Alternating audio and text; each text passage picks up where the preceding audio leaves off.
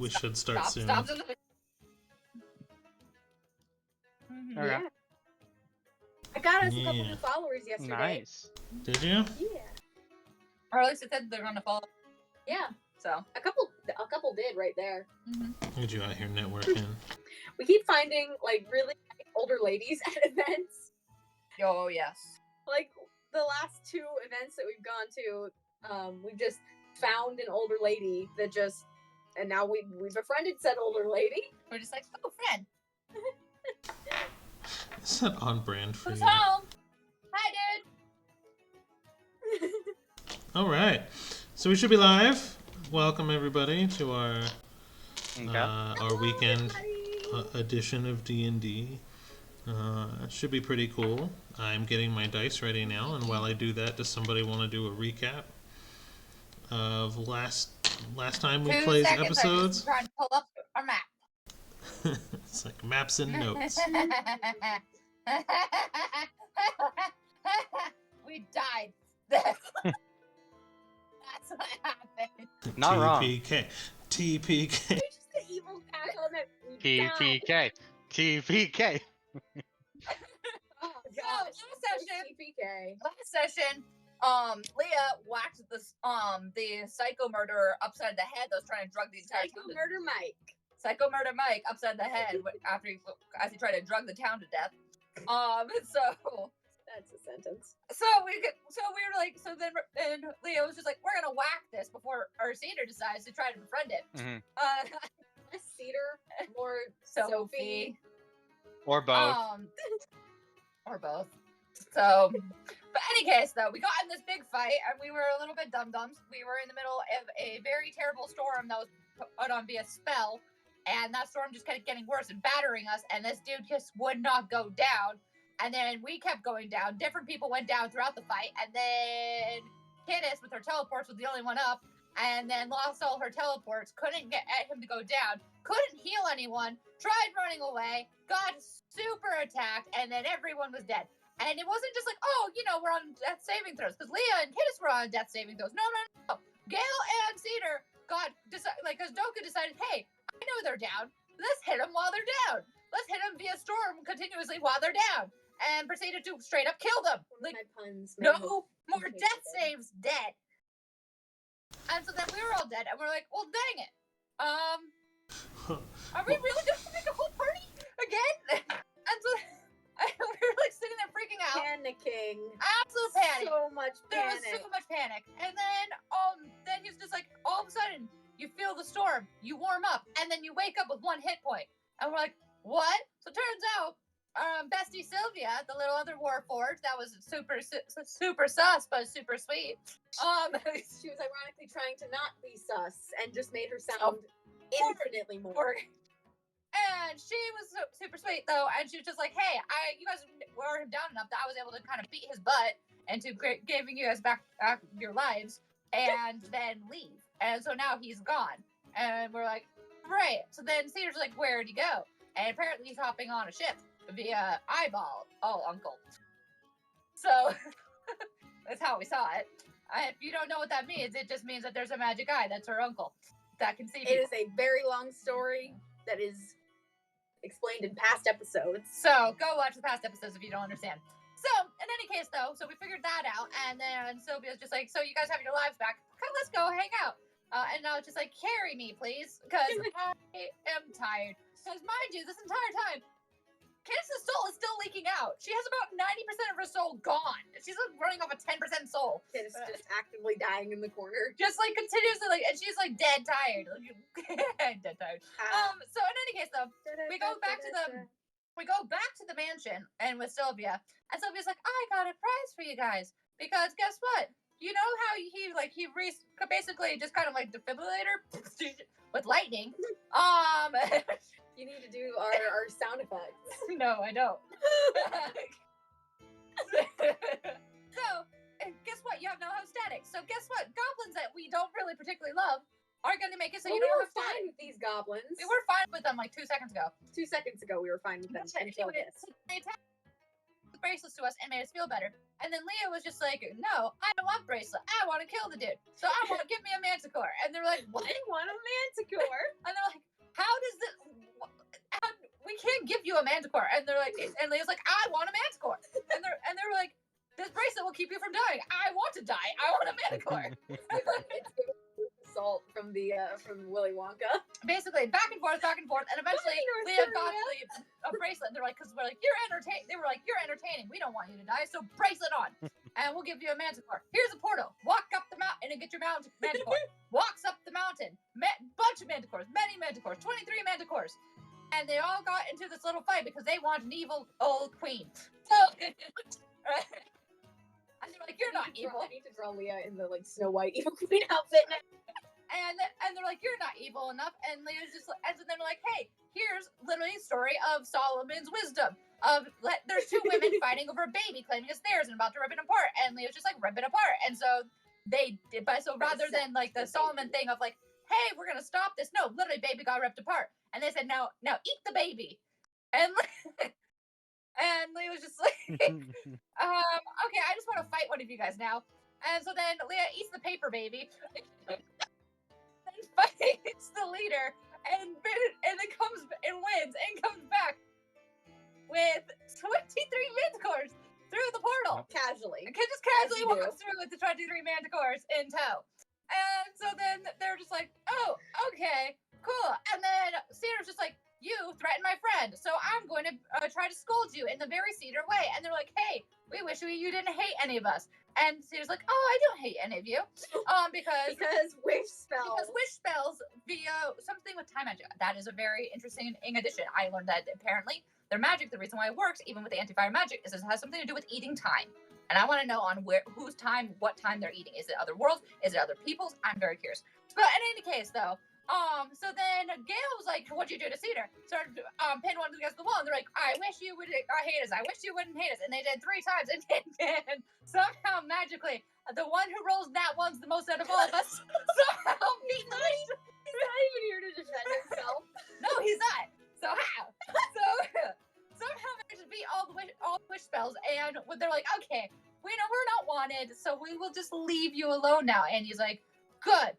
And Kate is just like, hey, thank you, by the way, for saving us. In her very tired state. And they're like, yeah, by the way, think about who you want to be once you die. And she's like, cool. And then everyone's like, here's a big feast that the goblins prepared for us, even though we threatened them. Because it was prepared beforehand, I'm assuming. And so then Kate kind of gathered up a bunch of food, put it in her bag of holding, which was just like, feed the big kitties. And so then everyone went to sleep, and then Kidis died in her sleep. So then they were looking and flipped through her notebook, and were like, how do we bring her back? Because guess what? Kidis was gone, but there's now the bonsai tree that she's been carrying around with a giant pink crystal and a little purple crystal.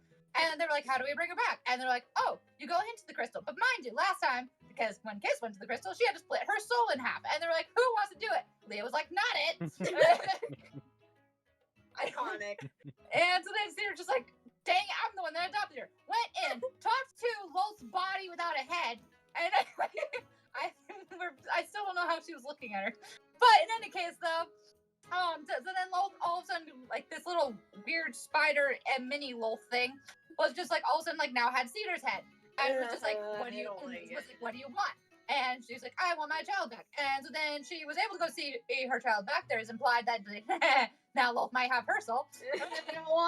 But then Kidis had a transformation where she now wears like these like dress pants and a nice shirt and it's like suspenders. But like I think it was a black shirt with pink pants and a big pink suspenders is what I did for the pixie cut. And guess what? She now has none of her deals. The hag deal, all like her deal with the Fae Queen, the deal with Lolth, the whole thing with the Raven Queen, nothing. There's like she has now been reborn with a completely new soul, with no deals, no pain, no nothing other than emotional trauma. And she popped out good as new, and that's where we stopped.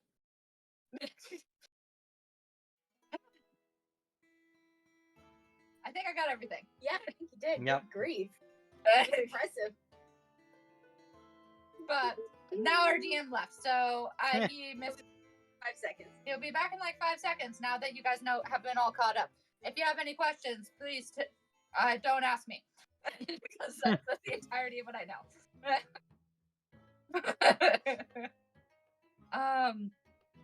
But so in any case, though, it was quite a fun session. It was very Really stressful though. Very stressful, but amazing. I was like, we haven't even entered Kittis's arc. Bye bye Kittis. Fourth time she died. Fourth time she's freaking died. Oh, Rain, do you want to tell the viewers of Leah's little personal development? Oh yeah, when she died and came back, she had an alignment shift from what was it? Lawful neutral, lawful evil. Mm-hmm. Yep. That is gonna be fun to see what horrifying things come of that. So currently, I think the person who is the most good is your character now. Yeah. Oh, good grief. Because Gail's having his whole mental breakdown, and Leah's broken. Mhm. And Kittis is Kittis. Yep. Kittis doesn't have a moral alignment. No. Kittis this looks fun. Press button. Press button. And then, okay, I want to try to do good. Oh, everything went to shit when I did good. Okay, press button again. Oh boy. So, although I'm kind of curious on how Kittis is going to be now that her soul isn't, like, traded off to like, 5 different deities. Mercy. Split in half and sold to 5 different deities. You're no longer the party Voldemort. No. Although I only technically split her soul once, and that was with Philo. Yeah, but you made like 27 deals. It wasn't 27 deals. It was deal with the, Nightmare Lady, deal with the Wolf, that wasn't her fault, though. Then a deal with the Hag, then something with the Raven Queen, but that was a racial thing, not her thing. Then, then she had her deal with her personal Fae Queen. Then she had Philo with the soul split in half. So I think I only had 6. The Beholder. Oh yeah, and then the Beholder. So 7. So Voldemort. Yeah. It wasn't 27 though, it was only 7 times. I was using hyperbole and you know that. Yeah, but it's not even like a thing for like it has both have 7 in it, but like 27's not a derivative. Multiplicate. No. You can multiply 7 I into it. picked a random number. Catching up with 27 of what? Of Kittis? Just Kittis have 27 Horcruxes? Is that what we're discussing? Is this Deals canon? that she's made. Ah. We were discussing how many deals that basically were done via the crystal, and I think it's about 7. So far. 7 different deals with 7 different creatures. Yeah. Yeah. But I don't have the Beholder deal on me anymore. That's for you guys. Yeah, you're This is clean. my fault, and I You're don't off even have scot-free. consequence. I'm so sorry. I don't Rain. care. You're apologizing to Rain. You're the one that's gonna have to deal with Loaf. Why do I have to deal with your spiders in fantasy and real life? I have to deal with her spiders in real life. Yes, but I don't want to kill the spider. They're terrifying. And besides the fact, you're the one that decided to adopt my character, who was very clinically insane. Yeah. I didn't realize there would be spiders involved. You've known for a while that Lola That- was It involved. That's your wouldn't have fault. changed it. But you know what? And this is your fault. You're the one that adopted the clinically insane character. Yep.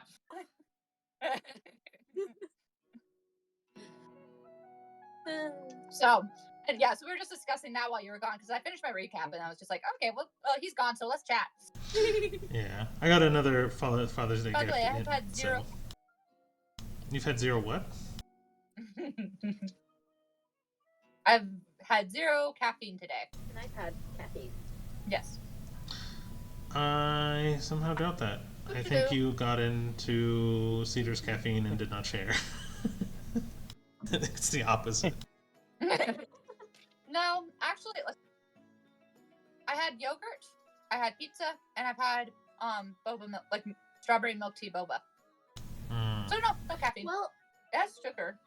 tea does have sugar. I don't think it has caffeine. Depending on the boba base, there may So- have been caffeine. Possibly. Yeah. But I am also overtired. I've not gotten enough sleep for the past, 3 nights. So, All right. go me. Go you. So you'll be falling asleep by the end of the Oh, I session. Got it. Most certainly. All right. So we will segue back. Thank you for the recap. Sorry again for stepping away for a second. I got another Father's Day gift, which I thought was cool. It's a cloak neck piece to kind of tie cloaks together. Like when you have an open cloak and it has like the latches. Ooh, Mm. that sounds fun. Nice. Ooh, pretty. Oh, very pretty. Very nice.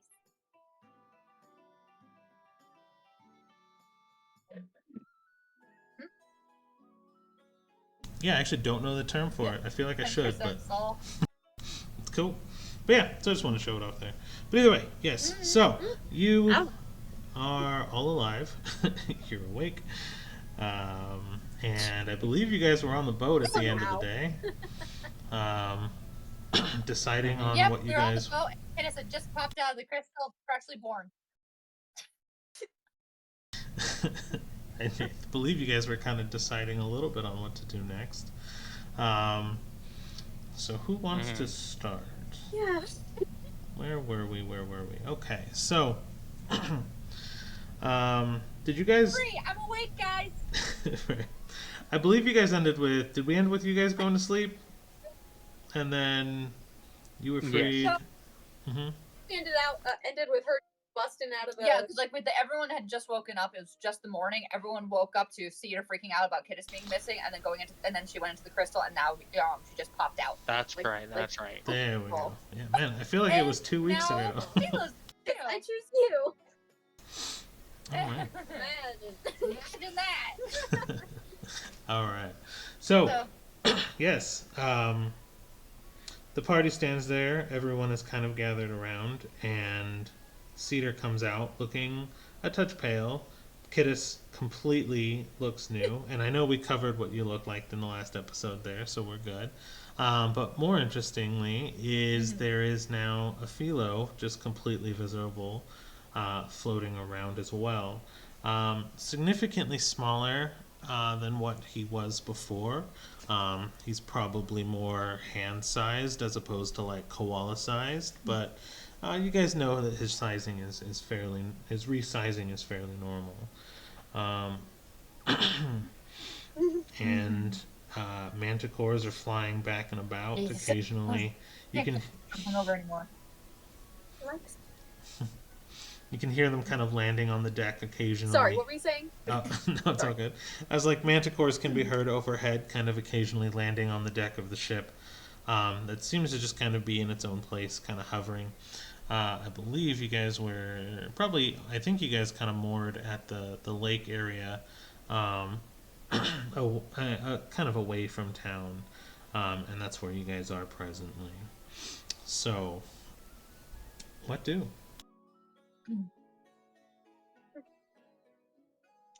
That feels so much better. Oh my gosh, you're back! Oh, you're okay. I'm okay. Oh, thank goodness.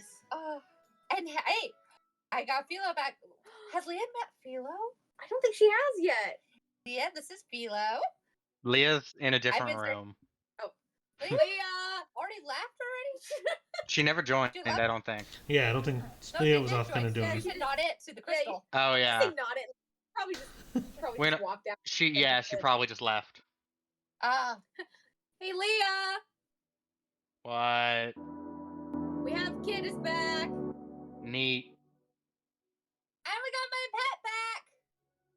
It's Philo. I don't know what that Leah means, met- but good for you. It's like she kind of like goes rushing to find Leah.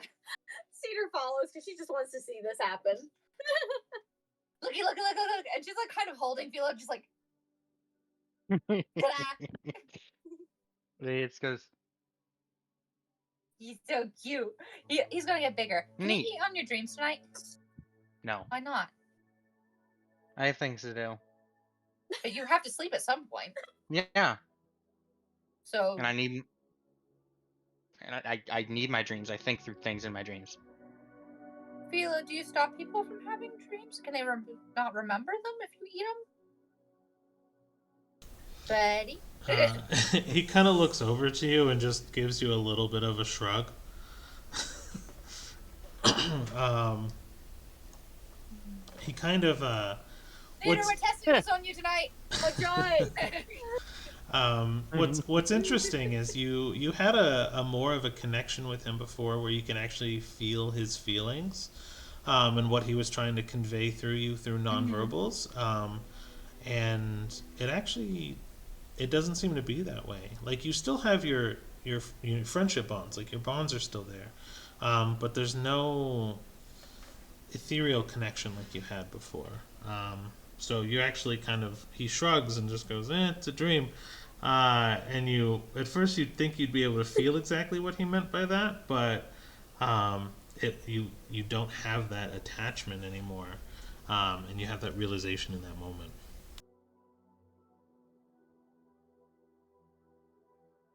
How do I fix this? Fix what? I can't feel him anymore. Are we still connected? I don't think we're still connected. I mean, I guess my soul's new. Do I have to make a new deal with you to make you fix again? I feel it's good to have you back, buddy. And Cedar just kind of gives him a little head scratch. It's good to see you again, buddy. He kind of swats away your hands I promise for a not little to blow bit. up the ship this time. Oh, sorry. Come on, Philo. We're gonna figure out on how to get you reconnected. I promise not to blow up the ship this time, and I won't have him eat your dreams, Leah. Cedar, he will be eating yours. Sure, that's fine by me. Thank you for asking. You're my mom. You're supposed to give stuff to me. At that point, Leah audibly laughed, like she has not been giving much emotional responses, but at that she audibly laughs. Alright, you go figure that out. I'll see you in a bit. I'll be right back. I'll be there in a bit. And Leah, if we want to test out to see if we can use the wind elementals to make us go faster, I'll happily help with that experiment. I like that idea. Yay! Get to test out more of these elementals. Oh, great. Just don't bring the storm one back. That's what we have to bring back. Not the big one. We're just gonna make We should bring the big one. Bring the big one back. The big one. I should see if I can still talk. Maybe I can talk to him via mirror. We're not doing that on the ship, though. I'm not going to pull a Cedar. Okay. I don't know what that means, but I like it. She's blown up a ship before. It's an accident. It was only the hole in the side of the ship. I didn't blow up the whole ship. She was testing it well, and it went boom. I was just trying to ride it, and it backfired. That sounds like you. Thanks so much. You're welcome. I'm just so glad to have me back. Very. Yeah, it was kind of boring without you. I thought you hated me. Yay! No. The only one I ever hated could fly, and it wasn't Gale. Yeah, no, I saw that one coming. The sentient thrill killer. Oh, God. That's catching on. Yes. Love you, Mom. Love you too, kiddos. I'm going back to my room. You call me mom. And she heads down, skipping down the stairs to try to regain her bond with Philo or figure out on the limitations of it. Once Kiddos is out of earshot, hey, Leah. Mm-hmm. There might be a small problem. Mm-hmm. So I'm not entirely sure about this, but from stuff she's told me before, her soul was promised to Lolth. And when I went to go get her soul, I may have talked to Lolth, I think. And I'm not entirely sure if I have accidentally made a deal with Lolth. I don't know. I'm terrified though. And I don't want to tell Kiddos because, I don't know, I want her to enjoy this. Mm-hmm. And I would tell Gale, but I don't want to stress him out. Mm-hmm. And that leaves you. Plus, you know how to deal with things most of the time. So, Hit it. I don't know how to hit Lolth. I mean, she popped up in some weird dream hallucination. I don't know how to. Oh, and she grew my head, and it was weird. She didn't have one, and it was some really freaky imagery. Oh, like this disguise self. Just the head. Stop.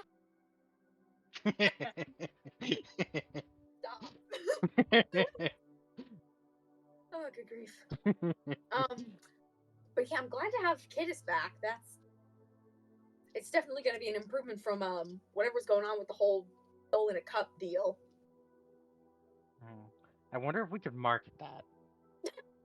I know there'd probably be liches who are interested in that kind of thing, but I was gonna say insert bathwater joke, just soul water.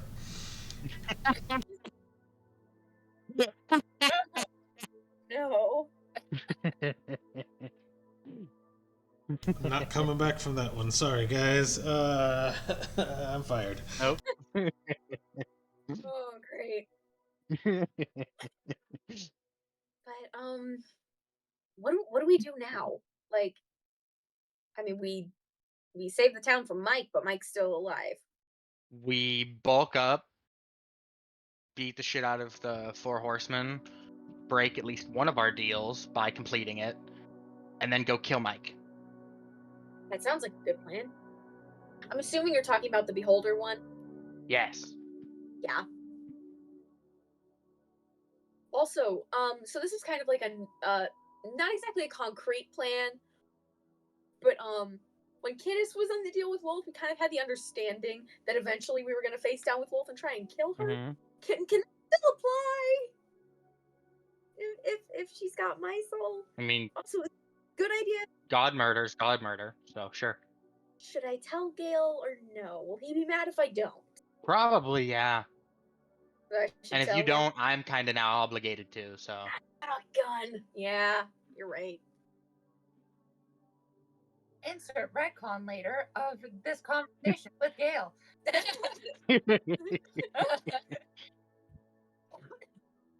I'm gonna wait to tell him until I've kind of gotten used to the idea, because I'm kind of trying to mentally push it off right now and pretend it didn't happen, because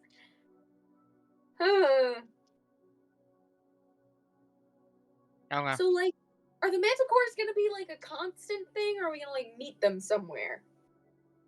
I'm thinking I send them off to go watch over Mike, keep constant tabs on him, and then just call him back when I need him. Sounds like a good plan. Could you? So Mike being on a boat worries me because I don't want him to run into my brother. Do you think you could maybe ask your Manticores to maybe, I don't know, keep an eye out for my brother's boat as well? Sure. Thanks. Frankly, ACO is the one I have a connection with right now, so I kind of want to keep him. And she's gonna not so subtly say, and he's the Owlin I like. And she starts chuckling to let you know she's kind of kidding. Oh boy. Speaking of family, did you watch the Lost episode yet? I'm watching through it. I'm watching through it, and I do know what happens. And I'm floored, but I can't say anything because I don't want to spoilers Okay, for the people watching. I was just wondering. Keep a lookout for the Lost episode. Yes, there is a secret Lost episode that will be released eventually. Eventually. Eventually.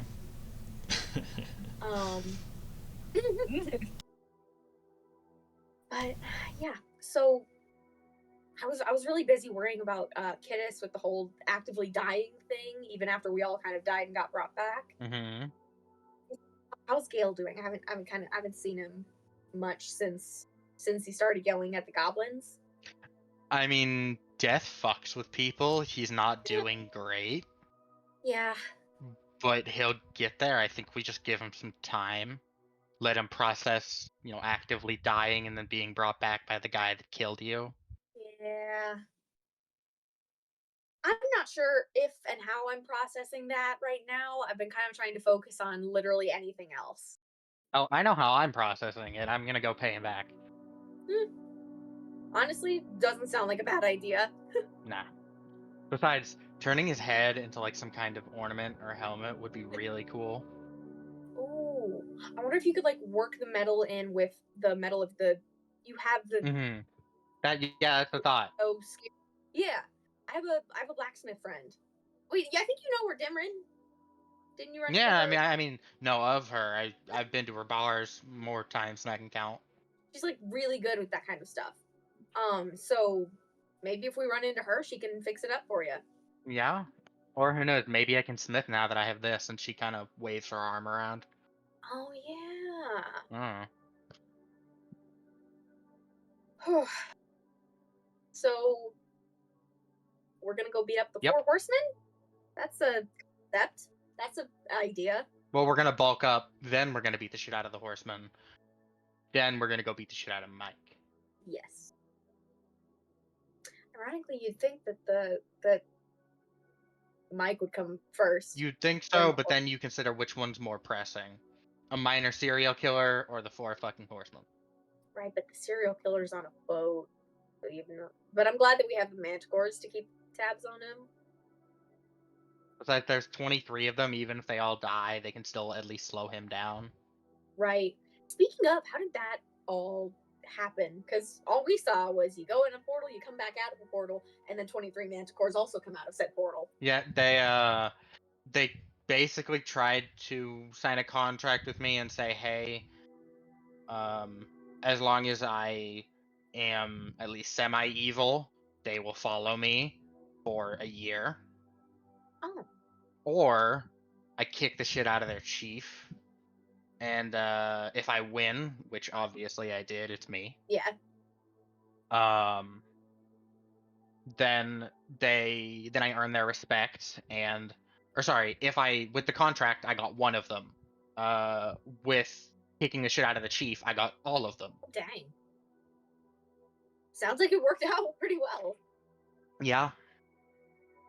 I was a little nervous when you said the semi-evil thing, but like, yeah. I mean, I'm not a good person. I'm just not a terrible person. Best lawyer defense ever. You I'm not a seem good okay person. to I'm me. just not terrible. Yeah. You seem okay to me.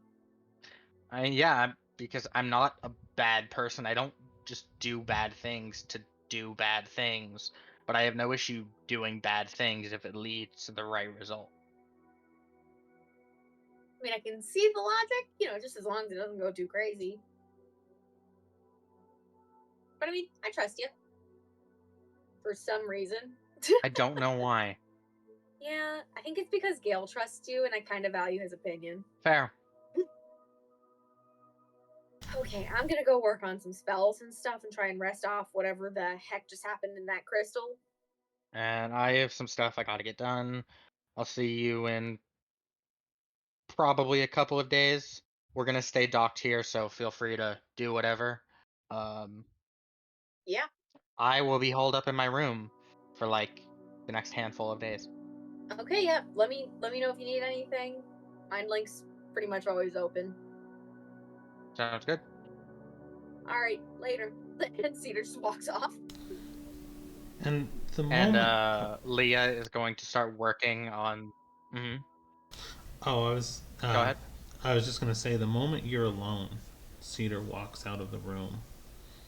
You hear kind of a high-pitched tone, almost like tinnitus, ring for a moment through your ears, just to you. Ooh.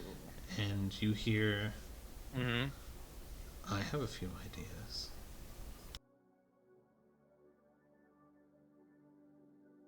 I've never enjoyed listening to you, but I'm willing to now. You said you need strength. That's something I can offer I do. in exchange. Mm-hmm. I want a body. I want to get out of my current predicament one day. And with your new point of view, I figured now was the time that we can have a conversation.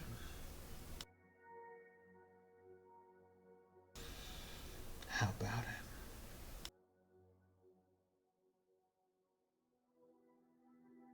She sits there and she thinks and she goes, so until you get this body, what do I give you? You will build its strength first. I wouldn't want you to give me something weak and then you kill me soon after, so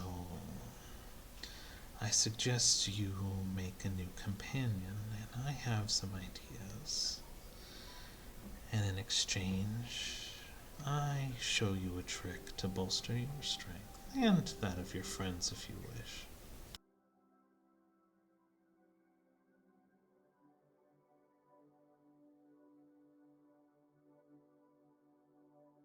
I will have you know that once all is said and done and you eat your body, if you fuck with things on too large a scale or with anyone I give a shit about, I will come back and I will gather any force able and I will kick your shit in. I've done it once, I'll do it again. But that doesn't mean I'm saying no. A pact is a pact. I mean, we can be very familiar with each other for a long time. Maybe I'll grow on you.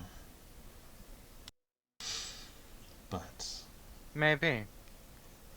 I'm okay with that deal. I don't fuck with you in the future.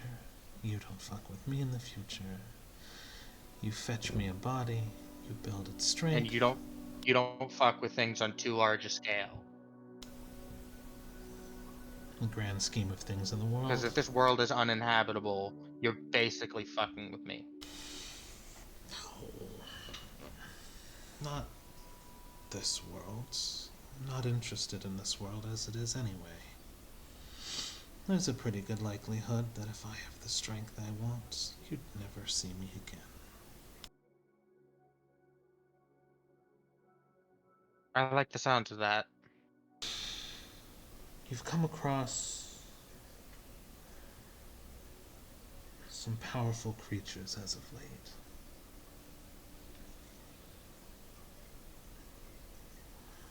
That I have. I want their true form. And I think it would be a good place to start. Are you listening? Of course. The goblins from the other world. They have the perfect amount of strength. Kill them. Reanimate the corpse. Make a contract with it. And help its strength grow. And in return, I will show you how to grow your strength. I think we both know I'm gonna need the strength first if I'm to take them out, unless you can cancel out all their magical bullshit. See, your revenge is... You don't have the strength to kill Mike, was it? You have the strength to kill the goblins. That's correct. You just need to make the first move. Okay. Besides, they've burned off Deal. many of their wishes. Oh, so quick to say yes. Fetch me my body. I get to pick which ones though. I have a grudge with the green ones. The green ones, you say? I would have been fine with red, but the green ones are already more... let's say closer to the alignment that I've been accustomed to. Fine. Green ones it is. Do you understand your task? Perfect. Perfect. I do. And I think my friends will agree for once. Then we'll start off with a simple boon. Hold me. And she will grab the hilt of Grovel Trash. And you feel the hammer awakening in your hand. A torrent of force that up until now you've been pushing back up against. But as it awakens, it flows, and you feel it kind of all the way up into your shoulder. The strength that comes with it. You feel almost attuned to your weapon, and you can feel that you're almost aligned with it, and it's aligned with you, and this flow of energy that flows and connects between you feels like it can never be severed. And the hammer awakens. I haven't got to stretch like this in a long, long time. Use this power. Start the first part of the deal, and I will give you the rest of the power you need.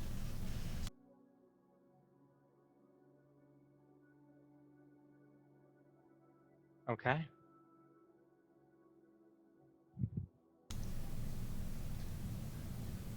Okay.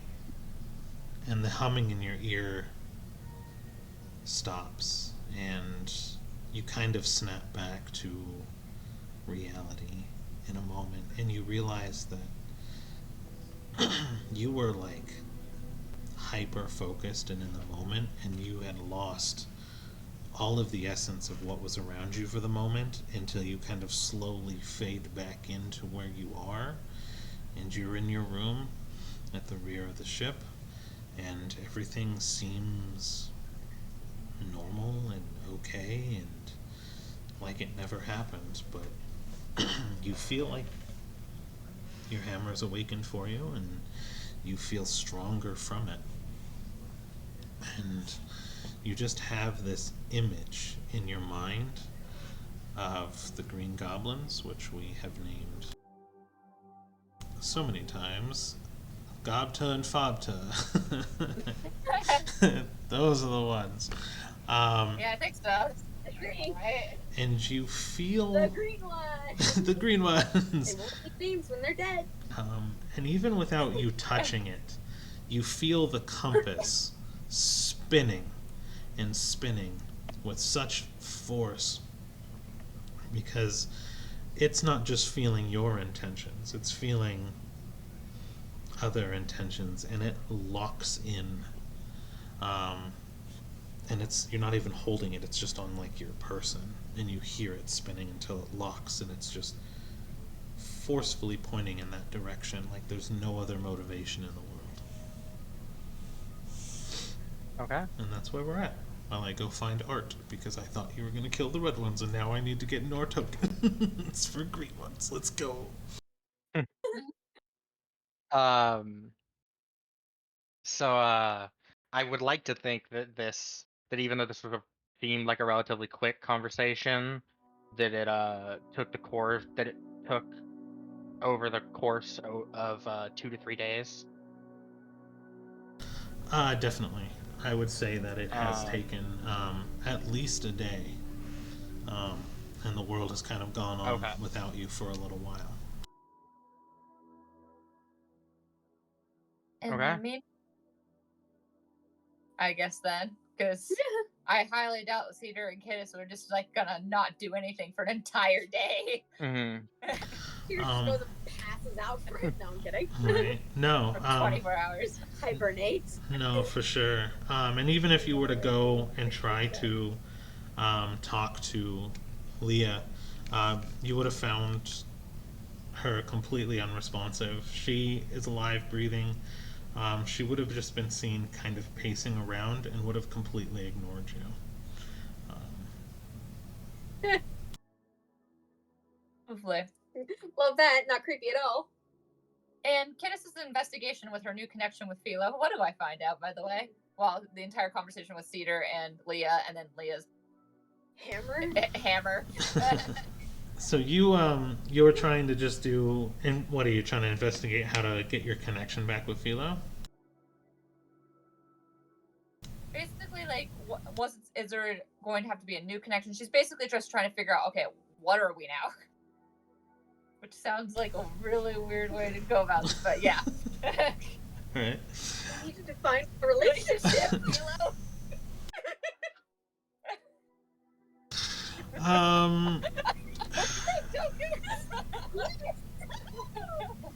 He looks at you and says that we're going steady and enough. That it's monogamous, About this. right? So let's see here. Roll, I guess. Let's call it. So okay. Let's start off with an Arcana roll because you are probably looking to figure out why your connection is not there in the same way. So let's start with a nice Arcana roll and see what you can kind of discern. Nat 20! You held up a 2 and scared the daylights out of me. Sorry. Nat 20. Nat 2, got it. No. So you are, thinking of things in a magical approach now, and you can definitely feel that your connection is no longer there, partially because it was there out of necessity before. As you guys were sharing two pieces of kind of the same sets of souls, you guys were connected on a level that was almost undefinable. What's really interesting is you are looking to kind of reach out and connect spiritually again, and you can't. Because you find that when you're like, oh, maybe I can offer a familiar contract again, or maybe I can just offer that connection again, you find that he's already bound to another force that is much stronger than you, and you are unable to make that connection again.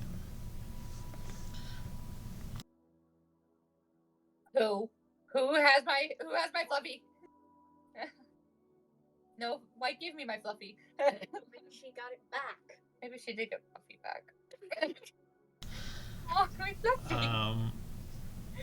With a nat 20, then you will be able to discern that no amount of time would be enough to reconnect in the way you were before on a soulbound connection. However, you identify that Philo is still hanging out with you and did not leave at the first chance he got.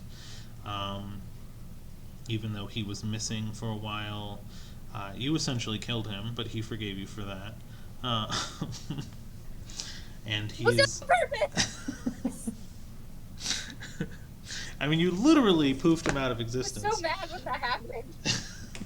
I did not... No. That was not explained on how that was going to be a thing.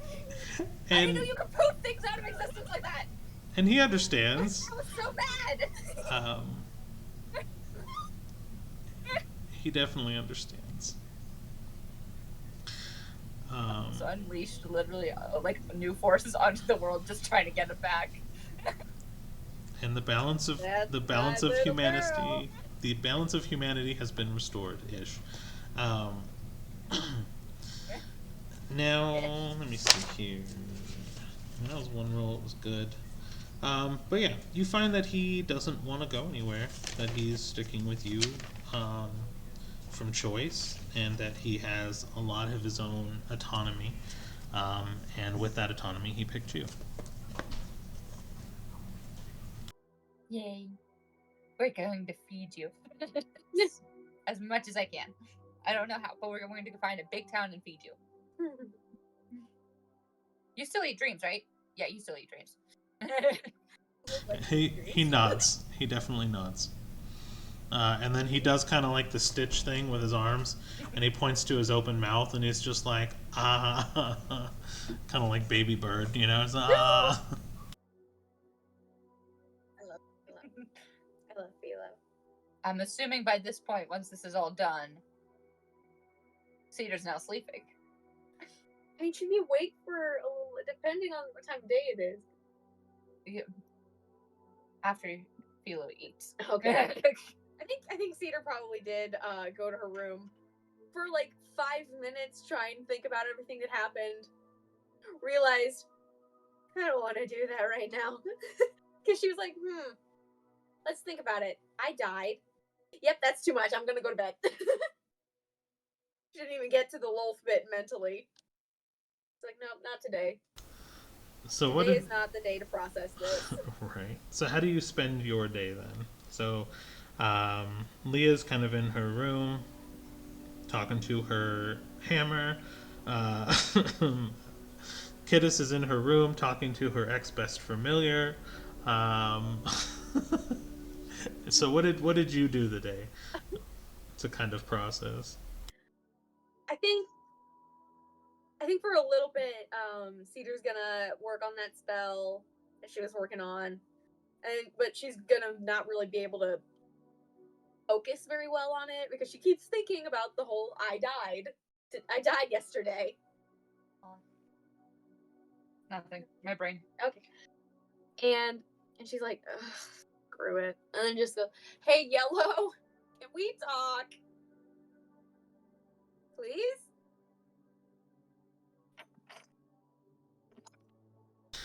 I have some questions. Roller performance?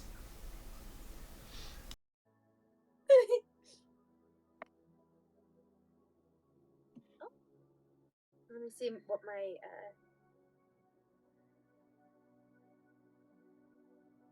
sorry, She's trying to pull up her modifier.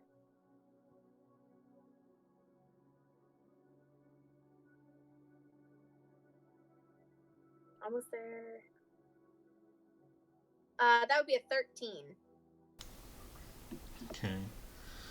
So you reach out to Yellow and you're like, "Can we talk, please?" And you don't really hear a response, and you just really start to feel empty and disconnected from Yellow. But you, with a 13, kind of look down, and you're wearing the ring that the goblin gave you, and you can kind of feel it pulsing a little bit, and every once in a while there's a small kind of static discharge that you can tell is being absorbed into the ring, and you just really feel drawn to it. But it doesn't feel malicious at all. I mean, it's the ring that's literally keeping you alive because you're discharging electricity in the way that you were kind of reinvigorated. It's preventing it from harming you further, but the ring just feels like the strongest presence around you at the moment. You reached out for a presence, and you kind of look down and you feel a presence kind of in the ring.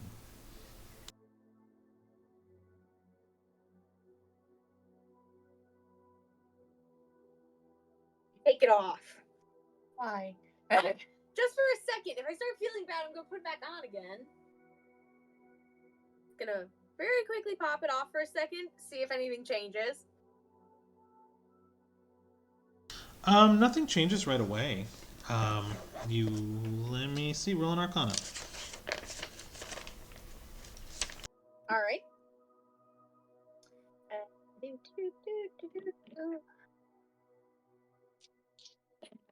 Oh, that's not great.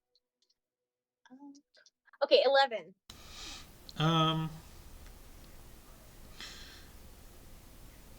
You take it off, and you still feel kind of the same presence, right, that you reached out for.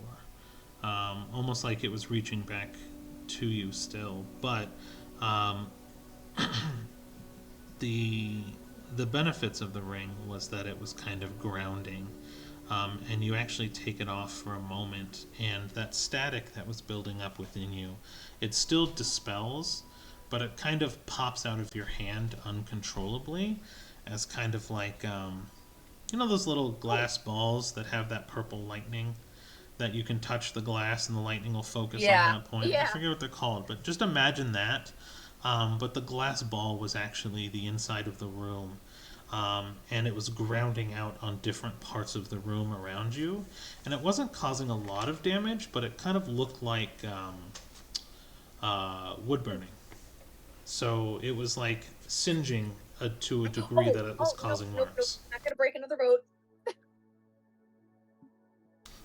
Oh, I can't break another boat. I can't break another boat. That's bad. And then I put it back on. No, we're not gonna break another boat. The others will never let me forget that. All right. I want to see if I can kind of examine like what presence is in the ring, I guess. Hello. I guess roll.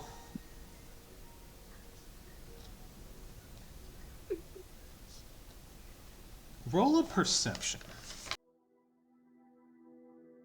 Okay.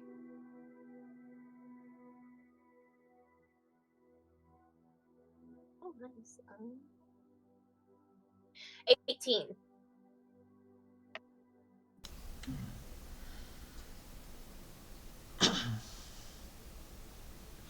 So you thought you saw something in the image of the lightning that you were dispelling. You took the ring off and then you put it back on quickly, and as you did, there was that orb of lightning that was kind of coming out of your hand, but as you put the ring back on, you swore for a split second that the lightning tricked your eyes, and it almost took like a humanoid form. Like as you put the ring back on, it looked like you were kind of covering up the lightning, but it almost shaped like, it was almost like a cave drawing, right? It was crazy dispelling lightning, but it almost looked humanoid for a moment, just where it was kind of focused in your hand. And that's what it looked like. Huh.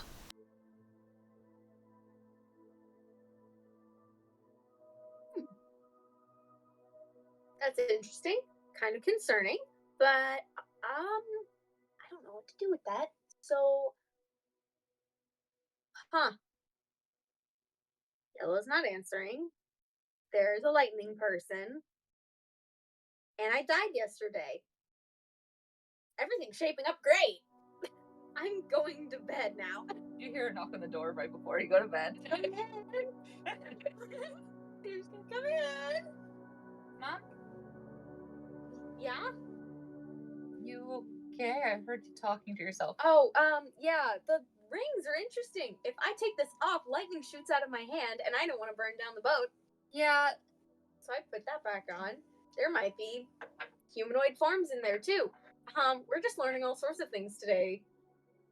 yeah, fun. Okay. Not the word I'd use, but yeah. What's up? You okay? I'm fine. A lot happened the other day. But how are you? I'm doing good. I feel lighter. So, but I know that dying, especially for the second time, can be hard.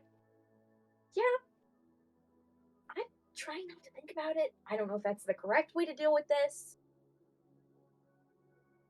Yeah. Just ignore your trauma and eventually it'll go away.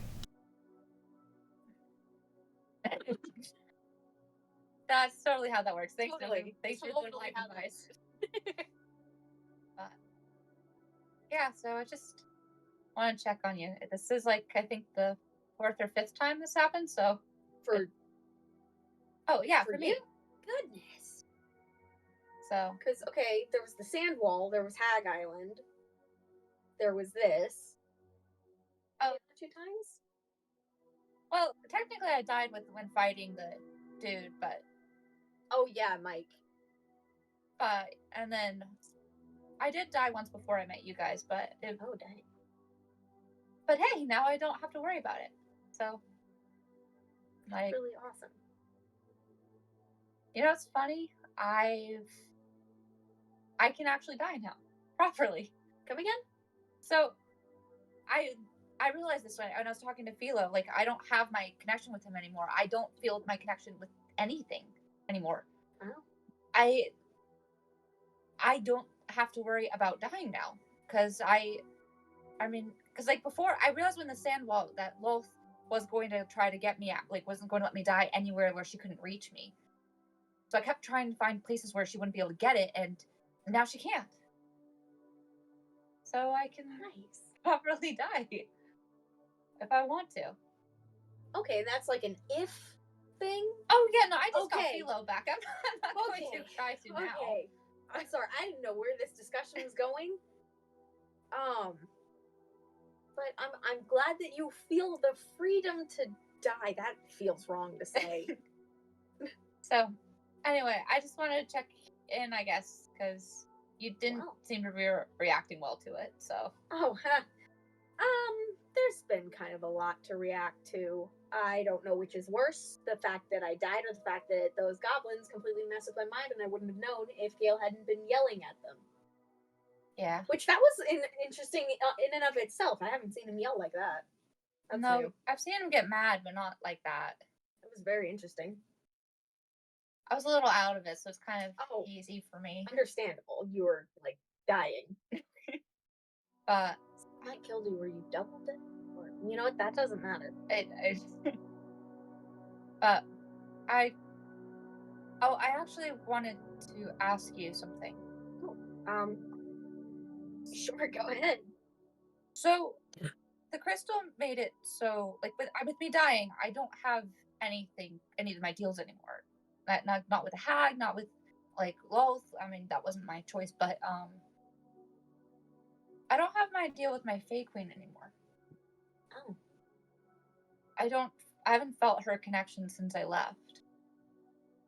And I don't feel the threads anymore. And I just been like, you were not very happy when we first started this whole thing with them. And no, I was not.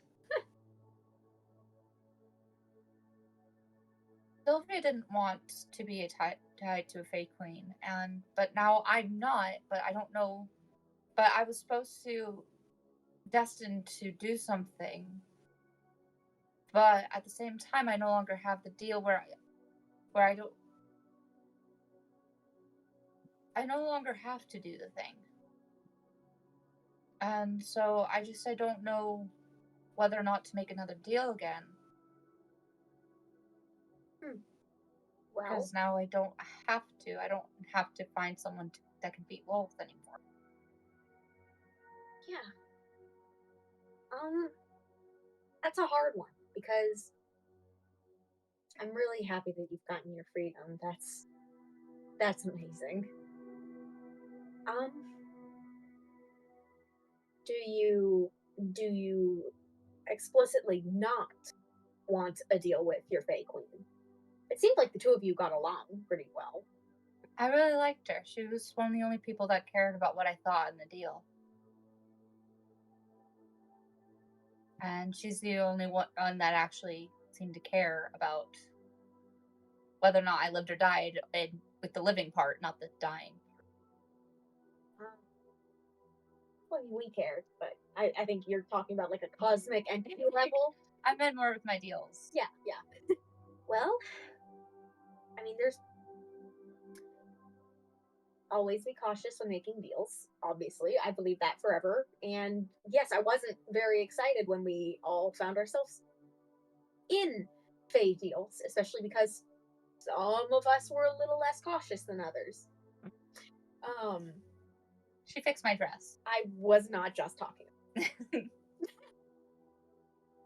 But so far, the ones that we have been associated with seem to be on the side of good and seem to be not non-malicious, I'd say.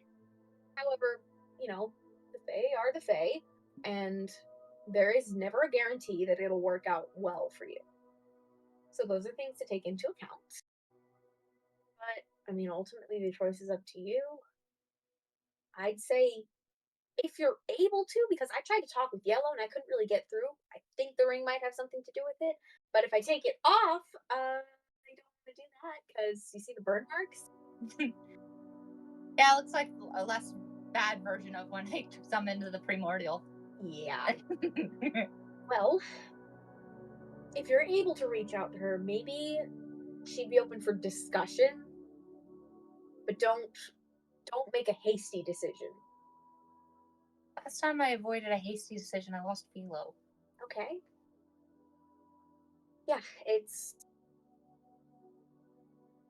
there is a balance because there have been times that I've held back and I regret it. But at the same time, snap decisions can lead you down a path you don't want. And you have the freedom now to choose. So, yeah. I haven't really had this before, so I don't really know what to do with it. I mean, I've had to make choices, but not like this. don't join a gang. Just personal experience. You joined a gang. You lead a gang. I'm saying that wasn't a great choice in the long run. I mean, yes, I learned some very valuable skills, but the people... But you lead one. Yes, I do. It's very useful. You can see why this doesn't make sense, right? Yes, do you see me hanging out with them and being comfortable around them yet? Typical hypocritical parent. That's all I'm saying. Mm-hmm. Don't do Yep. what I do. Learn from what I do, because I haven't yet.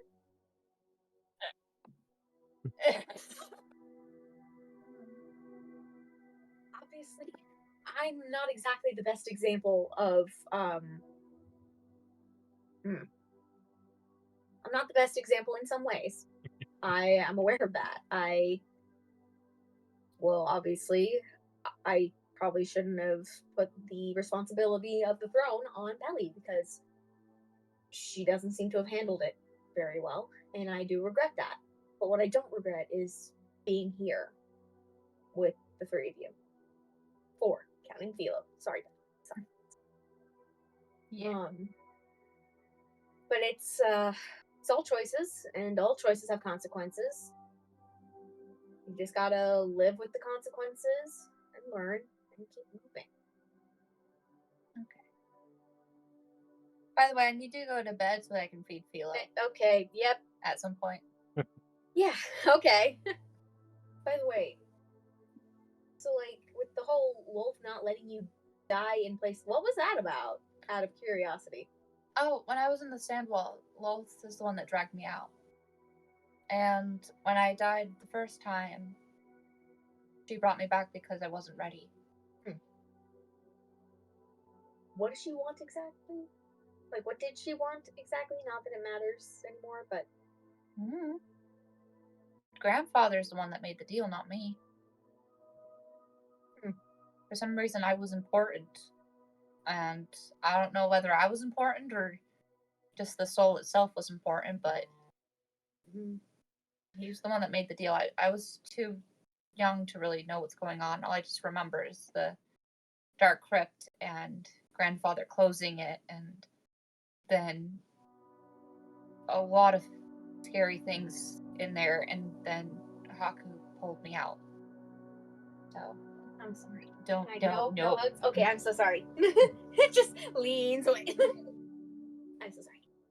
That felt like a hug moment. I'm still learning. Oh, she no longer tries to stab you when she sees no you? longer tries to stab me upon seeing me. There are no well, no, she never really tried to stab me. She just slammed me against objects and broke my ribs. So, yeah, we're past that point. You hope. Yeah. Ugh. But yeah, so I do need to feed Philo, so go to bed. But yeah, just don't make too hasty of a decision. I won't. Now go to bed. Okay, I'm going to bed. I'm done now. I'm done with you. Okay, enough. okay, great. Okay. Emotional night, I guess. I'm gonna try to go to sleep. Are you just gonna stand there until I go to sleep? No, I'll go sit in the corner unless that's more creepy. Just don't look directly at me. Okay. I don't know. Just being stared at while I sleep is creepy. And Cedar tries to go to sleep. Cadis reflects back on her meditating with Cedar staring at her. I'm just like, yeah, my mom doesn't know her own actions.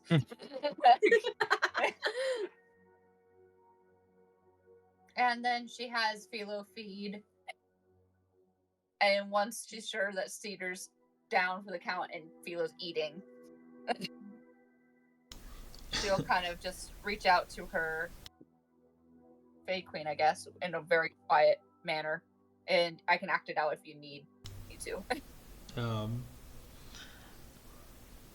So Philo kind of waits on your shoulder until you walk out, and then the intention of you wanting him to feed on Cedar while she sleeps,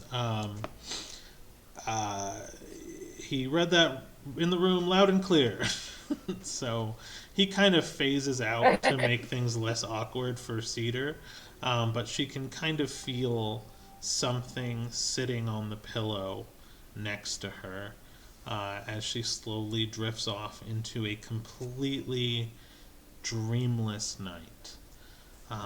But you wake up the next morning feeling completely refreshed, but there was nothing really done to have your brain unpack everything that's kind of been happening. Because normally people do that in their dreams, and you have a very dreamless night. And so yes, you try once more with your short rest to try to reach out to your, your long rest that you trance out for a little bit, but then try to reach out again. What are you doing specifically? Hey, so apparently I lost my connection to you and Philo and everyone, and I no longer have Lotham breathing down my neck, so that's great. So I don't know, you were very kind to me, and I don't like leaving things hanging. I mean, I will often. I have a lot. But with you, I don't have to at the moment. And it doesn't seem like Mom thinks it's a horrible idea for me to talk to you. So... My mom said it's okay to make a deal with you if your mom says it's okay. So, I just wanted to reach out again and see about where we're at. I tried seeing where I was at with Philo, and it seems like he's got a different buddy, but he's still sticking around. But where are we at? Oh, I think it's just a bad boyfriend breakup text, like like the relationship's over, but you're just like trying to feel it out to see if you can still be friends. Like, I'm sorry, that's just like we were on a break. So That's what it felt like with all these deals. We were on a break. Go ahead and do your performance roll, but I'll give you a D6 for letting me make fun of you. So you can roll your roll plus a D6. That's with my modifier. That is 25. Wow. Okay. Um, so the message comes through loud and clear, um, that you do this thing that you've done. You do this. Basically, you put yourself out there for the world, and you've done this kind of, we'll call it a performance, this type of prayer before, and you reached out and you were really efficient at it, and you know that the message should have been received.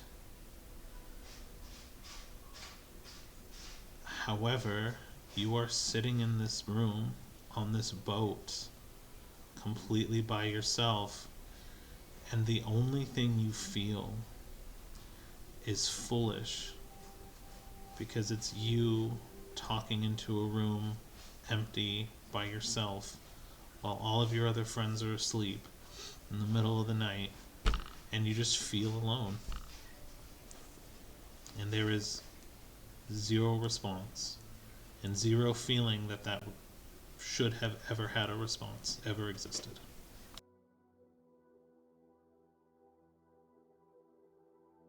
Like my fake, like she's not anywhere.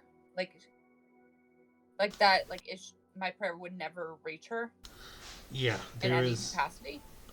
There does not seem like there is a. Like there's no one to reach. You Does it feel like there's no one to reach, or there's no way to reach her? you feel like when you reached out, there was no one listening. Now, that's not saying that she is gone, because you understand the fact that there is no way to kind of kill a concept. But you don't feel like one of her chosen anymore. You don't feel like you should have received some form of message, some form of reassurance, but it feels like you were never even picked in the first place. And so why would she take the time to reach out to someone if you are not a part of her team? You know?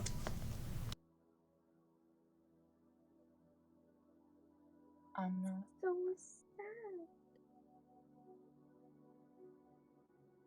And that's where you're at. You're talking to an empty room.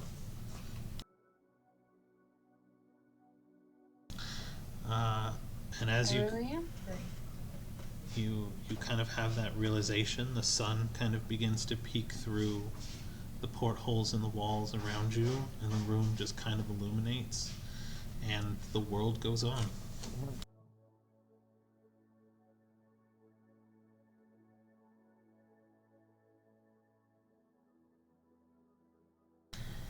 So you all spend the night Great. and day kind of going about your own things, really. You're having your conversations, things are just very pensive and quiet, and the night just feels really restful. Cedar just sleeps through the night, dreams gone. Kittis has a realization of being free, and Leah charged with a conquest of power. How do you guys start your days? Where do you go from here? So is Leah done with the conversation at this point? I'll say it just took the day. Yeah, everyone kind of took the day to kind of reconcile everything in their own way. Then Leah would start the day by she walks out of her room, she stretches nice and big, and over the mind link she just goes, "Rise and shine, fuckers! It's time for some early morning murder." That was fast. Who are we murdering this time? You'll like this, the green ones. The ones that try to steal my pets? Yeah. The rude one. Why exactly? Sorry, I'm just trying to understand. So you know how Kittis was very good at making deals? Uh-huh. Yeah. Apparently I am too. Who did you make a deal with? The hammer. The hammer that talks in your mind? Yeah. And is kind of murdery? Mm-hmm. Actually, that makes sense. Huh. Yeah. Okay. Why? The goblin. I reanimate. We kill the goblins. We reanimate one of the corpses. I assert control, and then we build up the corpse's strength, and once it's powerful enough, we give it to the being inside the hammer. Wait, do I get to reanimate the corpse, or do you have to reanimate the corpse? You can reanimate the corpse. I'm just gonna take it over. So it won't be your toy, but you can reanimate it.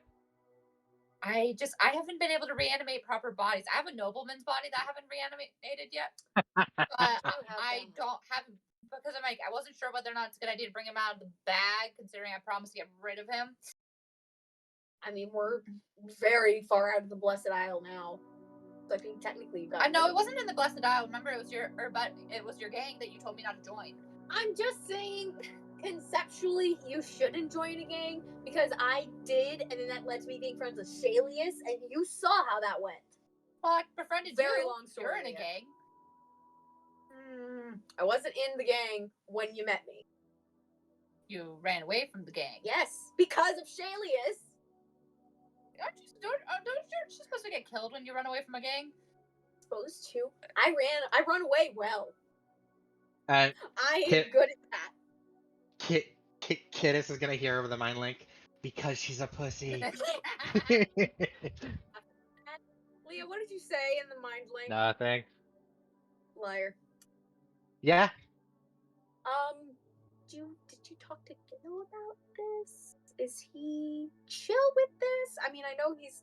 Gale, chill with murder. Let's go. Is he coming? So here's the thing about Gale. Is he praying? Is he would probably at this point be absolutely fine with murdering goblins, not because of his alignment, but because of his hatred towards the Reds and the Greens. I will roleplay for him, but he goes, okay, time for murder. He's like, finally a chance to exact some revenge. He's very anti-goblin right now. We'll go along with it, and we can retcon that later when he comes back in person. But I don't think he would have a problem with it. Love you, Harry. So sorry. Every time he's gone, we always make a deal and then go try to kill something. Every time. Yep. Why don't we just? He said something about it. What was it? Yeah, let's just. He doesn't want to keep one of the corpses, but he's fine with killing them. Oh, did you message him? I was about to. Technically, we're not keeping the corpse. We're keeping the reanimated corpse. Yeah, I don't think he wants the corpse part, but I said that's a talk between you and Rain. Yeah. I said, There we not go. my problem. See, DM knows his players at least a little bit. Leah! But Leah, does that mean I'm going up to the deck. If you're ready to go, I want to test out the summoning. Oh, good. Yeah. grief. Okay. I only make it about the size of a paper, so then we don't get a big dude. Okay. Oh, Leah, when we kill them, can we take their stuff? Because if they have those wish rings, that might solve. By the way, there is a problem with these. There might be a humanoid inside it. Also, I can't connect with yellow, and I think that has something to do with it. Noted. So I'm thinking maybe one of those rings could fix the problem. Sounds good. Yeah. Okay. But Kiss is already up top, like, pulling out one of her papers that she drew that was like the size of the paper of the the wind person. Mm-hmm. The air one. Alright. So, alright. So you begin to, do you begin to travel in that direction then? So it'll be a couple of days journey by boat. So basically, wave bye to Sylvia as we leave. So I'm assuming Sylvia would be somewhere outside when we take off.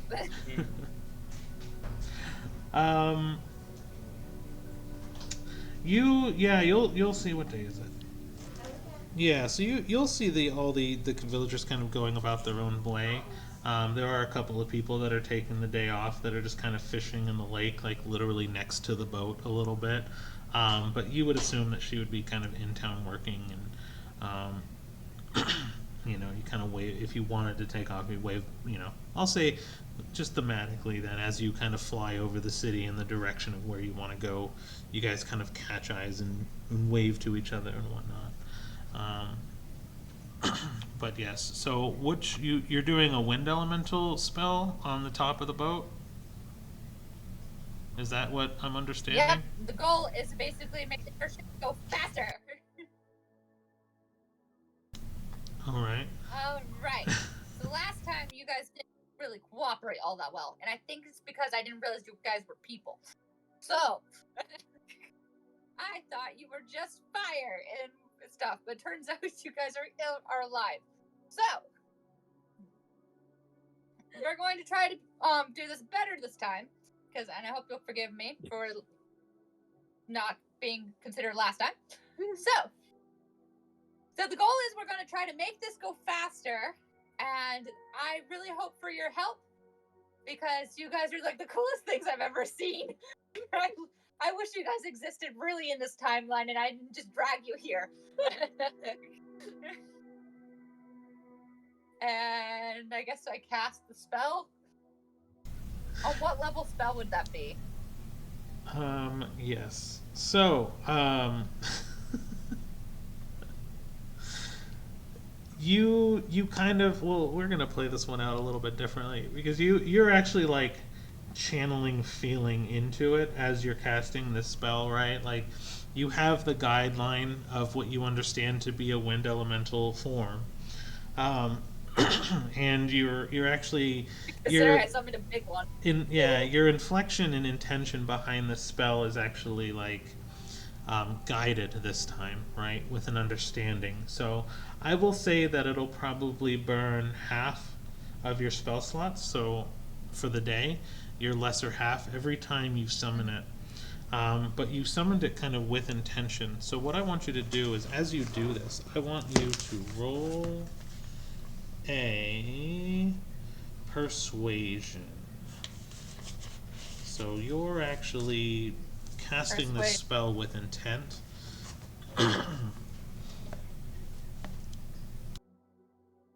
And let's add a d4 to that Dang roll. it, that's a 4. Okay.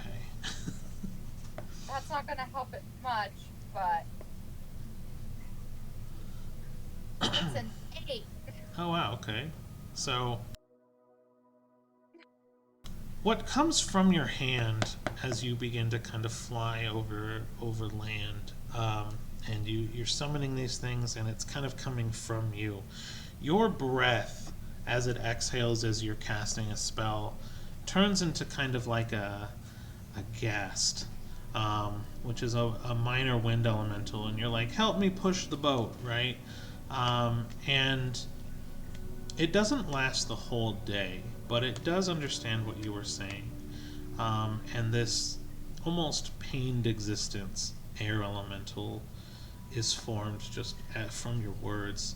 And it sits behind the boat and repeatedly casts a whirlwind style spell in the direction from the back of the boat. And it doesn't break the boat, but you can kind of feel or hear the boat kind of like creaking as like sealed wood rubbing against each other would cause friction. It does help speed you up a little bit. It just looks strange. Hold on. And I sit and analyze it to figure out, okay, what did I do wrong this time? Because she's basically sitting there and watching it. She's just like, okay, I'm going to figure out how this dang spell works. One way or another, if it kills me, I'm going to figure out how this thing works. So I put it up on maps for you, but basically, basically that's what you summon. As it types, it attempts to kind of push the boat along. It doesn't really get irritated or have any type of ill intention towards you. But if you're taking the time to analyze it, why don't you just do me an Arcana check for the day? Well, for as long as it was summoned, for a few hours. Mm-hmm. Or investigation, whichever you want to roll.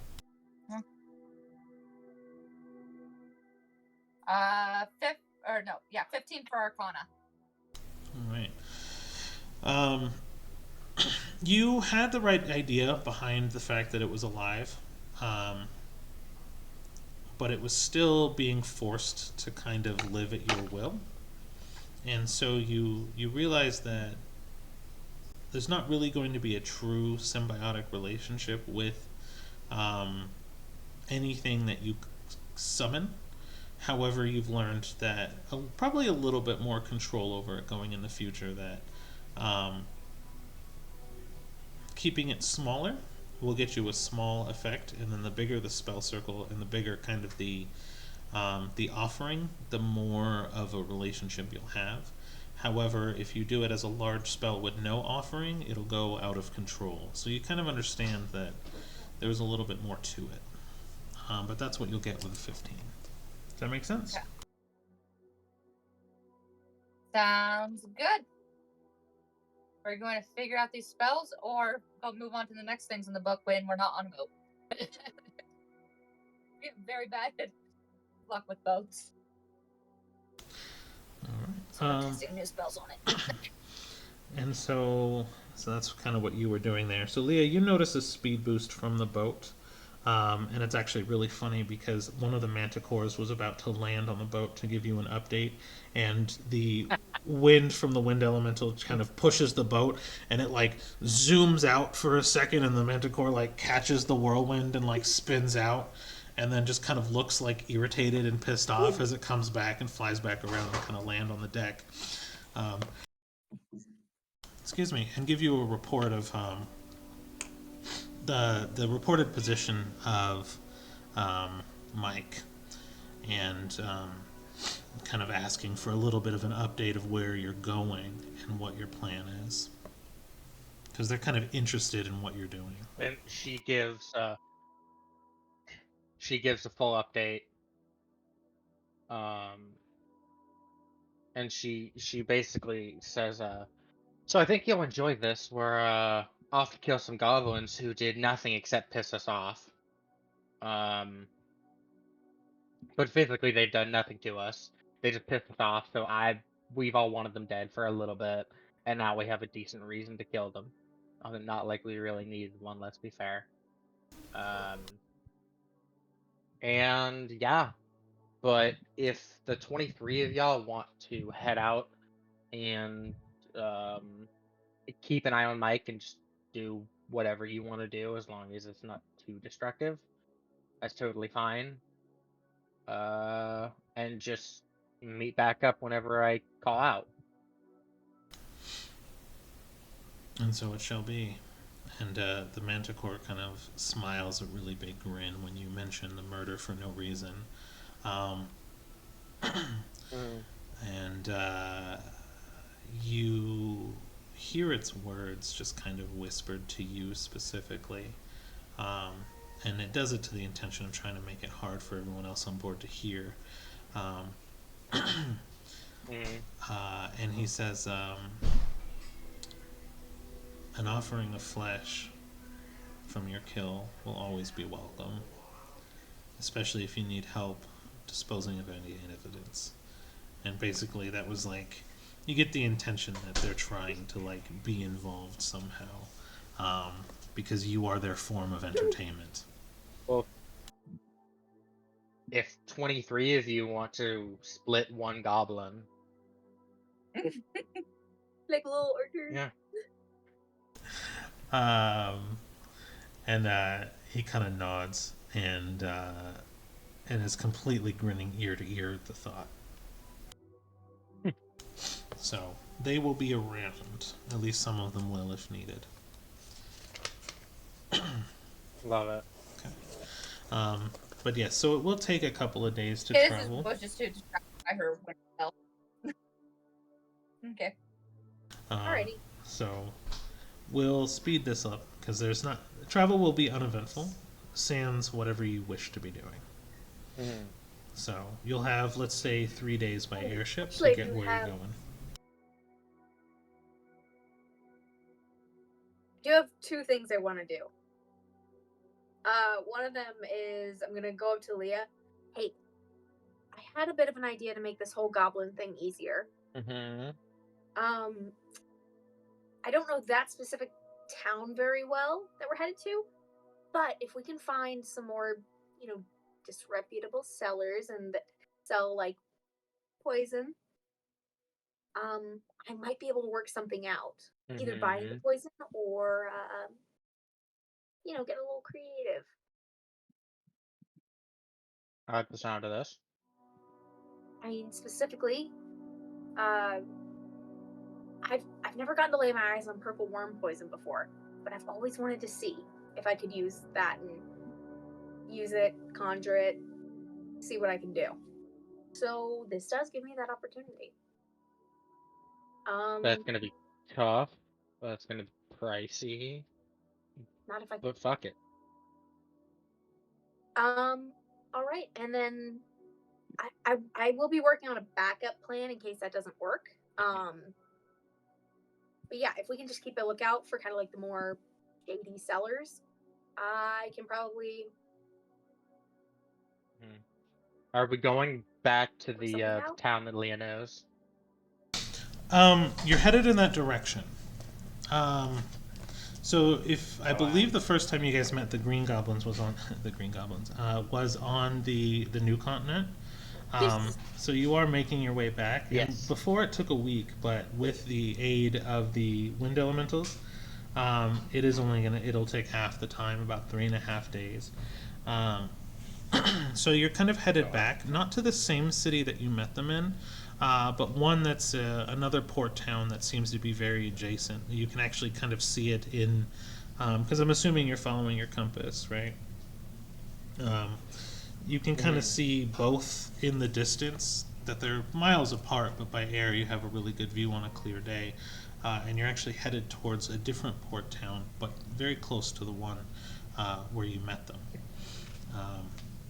So you guys are familiar with the. Is it a port town that Leah knows? Yes, so you would still be familiar with the area, just given the fact that this is your home continent. You have been here in the past. Let me roll. We're gonna do a different thing. Roll a charisma. Let's see. I want to start introducing a new mechanic to traveling places you've been before. So roll a charisma, just a straight charisma roll. Well, that's a nat 1. Okay. Roll a D4 for me. Okay. So in total, that's a 6 plus 4. That's a 10. Just a D4, just straight roll D4. So you got a natural 1 on your charisma. Okay, that was a 4. Okay, so you rolled a 4. Yeah. Okay, so with the nat 1, I will say that you have 2 contacts that you know. Not necessarily criminal, but in the time that you spent here, there was a food stall owner that you knew very well because you ate food there every day. And you did some part-time work for a general storekeeper who let you kind of stay there with them. It was an elderly couple, but they ran a general store, and they were pretty kind to you. And I'll say those are the contacts that you might have, should you choose to use them. So you're familiar with and at least know a couple of people here.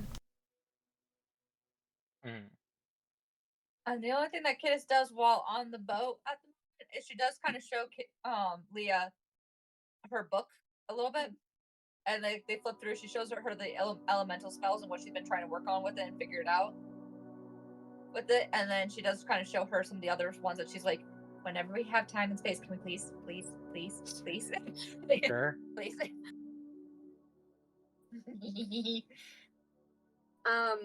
I think kind of on one of the days while we're traveling, I'm gonna have Cedar kind of pull out the pseudo dragon. Be like, okay, I've been kind of avoiding this long enough, but right now there's other things I want to avoid. So this seems like the lesser of 2 things I don't want to talk about. Like, how much of you is my mother, and how much of you is a pseudo dragon? And can you communicate any of this? Or do I just have to go on conjecture? Well, animal handling. All right, let me pull up my stats real quick. All right. Oh, nice. That would be 22. So, at first, the pseudo dragon is just kind of staring at you, blinking. And it it does one thing that you find almost unnerving. But being as a part of a royal family and your mom always really caring for you, the pseudo dragon kind of begins to fly in front of you a little bit, and then begins to kind of brush with the fingers your hair and like adjust your hair, kind of like how your mother used to do when you were going into a royal event. She would fix you up quickly before she would be showing you off to a room. And that memory comes kind of flooding back to you almost like a muscle memory would of when the pseudo dragon does this to you. Now you recognize that from this action, and what'd you roll again? It was 22. 22. God, good rolls. I rolled a 19 and I have a +3. Okay, you recognize that this is a very familiar action, and it was attempting to communicate to you that the pseudo dragon is its own person. It's its own entity. It is not truly your mother. However, a large piece of her seems to remain in. So whether that just be memories for now, or kind of think of it as a reincarnation, but with memories of your past life. So it has ways to communicate to you, and it completely understands what you were asking it, because you actually took some time to communicate. But it would not be like directly your mom. That's why I said think of it as like a reincarnation with just your mom's memories as a past life. Yeah. But it seems to be effectively Okay. able to communicate I to you, can- just not in words. All right. I think I can handle that. I'm sorry that I haven't really been communicating and been having you off on the side. I've been kind of uncomfortable with the fact that the soul was my mom's soul. But you seem to be your own thing. So I'll treat you thusly. Don't know why I said thusly. Okay. I guess I'll stop calling you mom then, because that just feels weird at this point with you being a pseudo dragon. Could I give you a name? Or Roll an insight. okay. Ooh, nat 20. Okay, so 23. With the nat 20. At this point, because you've called it mom so long, that's the name it's kind of registered as a familiar bond. You could rename it, but it's bonded to the name mom because you've called it mom so much, and not so much because it's a maternal thing, but just because that's what you've called it, and it's like, that's my name. It's like having a dog for so many years and then it changes owners and then doesn't realize that you want to rename it. Like, that's the situation that would happen. Okay. Huh, alright.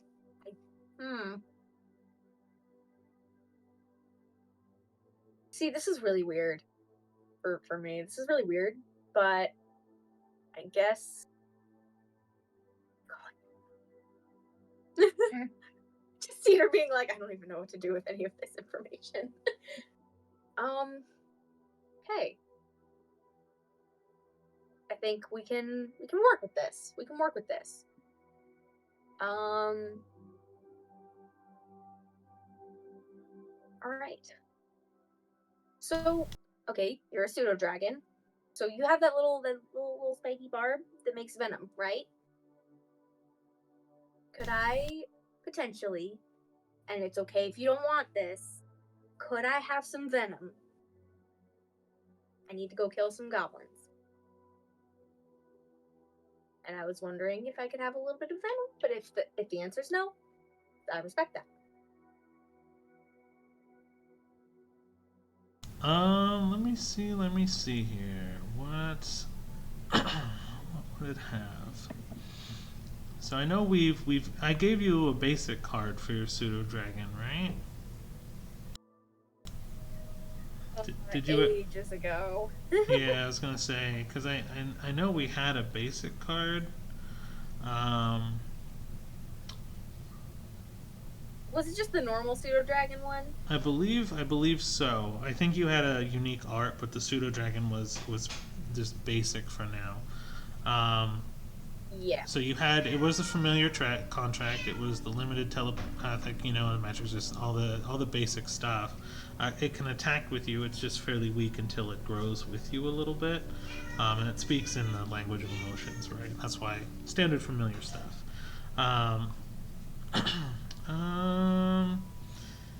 It could give you a poison because it does have a sting. Let me see here, but I don't believe it's very strong.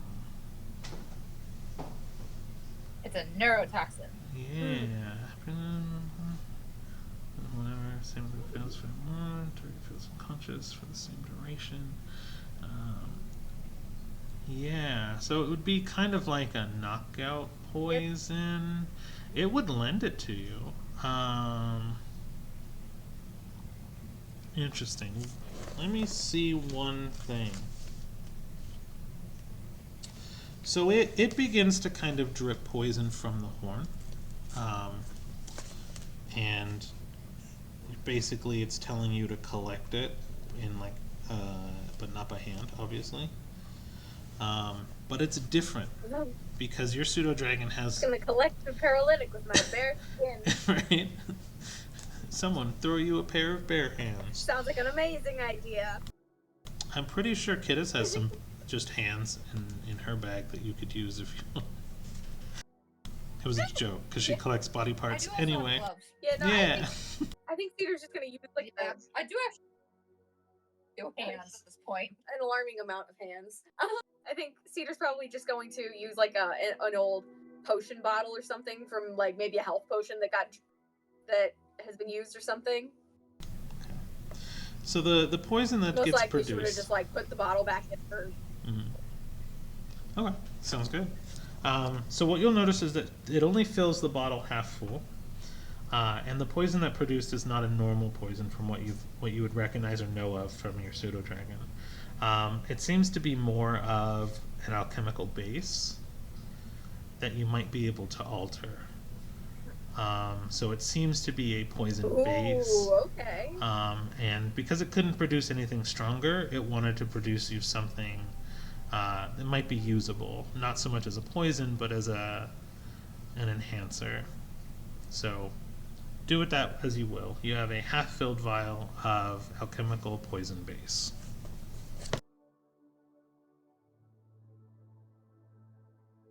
All right. Well, I think that thank you. That is very helpful. Hoping to get some like really strong poison so I can probably mix the two together. It makes one heck of a thing. Thank you. I think I'm gonna work on a name that sounds similar, but I am going to I'll keep calling you Mom for now, but I think that's probably gonna change a little bit in the future. Just because it is weirding me out significantly. But yeah, good to have all that defined. And she kind of just very gently like pets its head. And it'll kind of wrap itself around your arm as you pat it, and kind of like kick you with its back legs, almost like a cat would when you're rubbing its belly.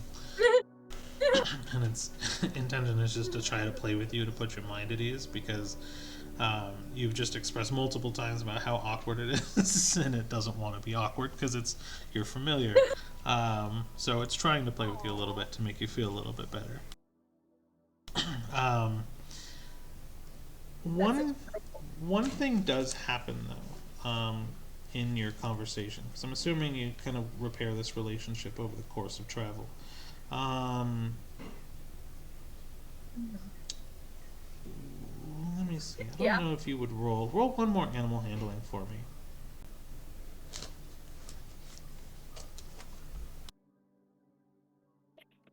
Oh, that fell. Sorry, my dice ran away. It's not great, but that's not as bad. As it could have been. 10. Okay. Very, very average. Average. So not horrible though. It tries to communicate to you a few times throughout the course of the time that you're communicating over the few days that you had mentioned wanting poisons, and you get the impression that it thinks that that's where you want its focus to be. So you mentioned collecting poisons, it offered you poisons, so you get the impression that it's wondering if that's where its growth focus needs to be. If it needs to find a way to figure out or find or somehow use poisons. And whenever it's not around, you find it collecting things occasionally that wouldn't necessarily be the best thing to maybe eat. Maybe there's some you walk into the kitchen one day, and it's got like taro root, but it's uncooked, so it has like, uncooked taro has that like scratchy thing to it, and it's kind of toxic in that way. And you find it like taking bites out of it, being completely fine, but it seems to now be experimenting a little bit with toxic things that it can find in the environment around you. Just don't make yourself sick. Is this something you want to do? You don't have to if you don't want to. Would Leah come across this at all? Yeah, it's on the ship. I'd say that you're probably Please tell me he tries to eat something. yeah, you would notice this behavior too, because it's actively now. This is the first time that Cedar's actually let Mom out of the bag for a while, like officially, and let her run around. So now you would definitely see the tiny pseudo dragon running around playing with semi-toxic things like taro root or mushrooms and just things. Feed it some cotton. No, do not feed. I should totally feed it some cotton. No. It's In my bag. do not drug it. So Leah is going to notice this weird behavior, kind of rotate the ring on her finger, and just go, "So what are you doing?" As she casts Speak with Animals.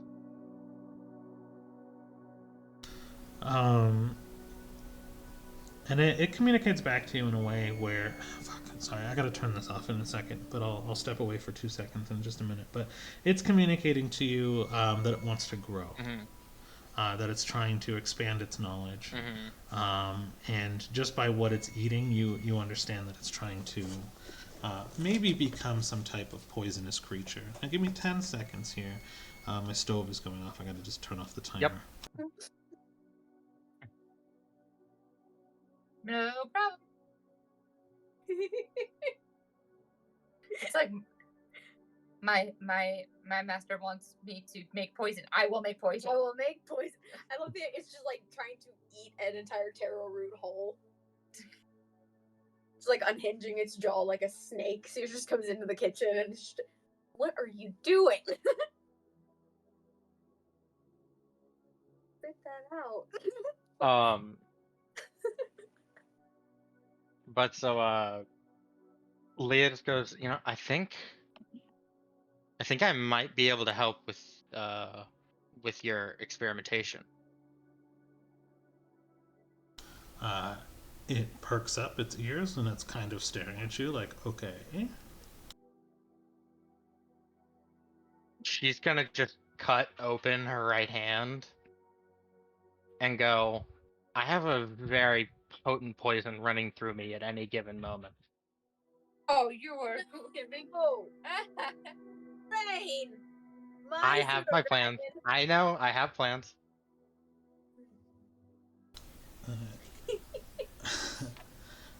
Roll a persuasion. Okay.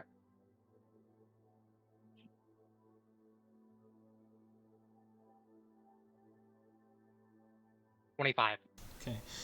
Yep. So this is going to be really interesting. So it opens its mouth in an attempt to take the drips of your blood. Yep. And yeah, Leah will drip poison in. Okay. Let me see here. So what would that? I'm trying to figure out how to do this right because it's already a familiar. It's already got a bond. So the Well, she's not re-imprinting- trying to bond with it. She's just trying to like get the poison running through it, so that maybe when it basically so that when it produces more poison, now it has some aspect, like maybe the damage aspect to some degree of this poison as well. Okay. So your intention But is Leah not... has no intention of bonding with this. Okay. Correct. It's literally just to get a powerful poison running through it, so that when it produces another poison, that poison it produces is stronger. Gotcha. Just have a fun thought here. Cedar, roll me a d20, just a straight roll, and tell me the number. I'm looking for an over-under. Okay. That was a 5. Okay. No, it's fine. It was an over-under, so I couldn't decide on what was going to happen with that. So the pseudo-dragon looks actually pretty excited. And what you do is you witness the dragon kind of bouncing away and finding a stowaway rat on the ship, like in front of you. Leah's watching all this happen. The pseudo-dragon stings the rat, and it kind of freaks out, and the rat stays dormant for just a few moments. When the paralytic agent wears off, it looks up to the dragon, almost like it's communicating to it, and then scurries off to go do its own thing. Almost like you get the impression that the rat was now bonded to the pseudo-dragon and is carrying its own variants. And I'm gonna, just because I don't like where this is going, Leah does not like where this is going. She's gonna go walk up to the pseudo dragon, kneel down to it, and she's not gonna break the bond because that would deal way too much damage. She's actually gonna burn 5 points of lay on hands to negate the poison entirely. I was like, wait. Given the fact that the pseudo-dragon is not very strong, I will say that that's fine. And the rat unbonds to... and this wouldn't have been one of your rats, just for the record, because then there would have been a contest. But Right. I will say that, Yeah. yes, you cured the rat, and then it begins to act like a normal mouse again, and sees you and is fearful and scurries away and acts like a normal mouse, like stowing away wood on a ship. And then Leah, seeing this, Leah's gonna send one of her rats after it. Oh my gosh. Poor rat is not having a good day. You add a small mouse to your collection. Yep. I think upon figuring out all this with the pseudo dragon, Cedar's gonna go over to Kittis's room and kind of knock on the door. It's open. Kittis, guess what? Huh. So you know the whole how I've been feeling weird about the whole pseudo dragon situation.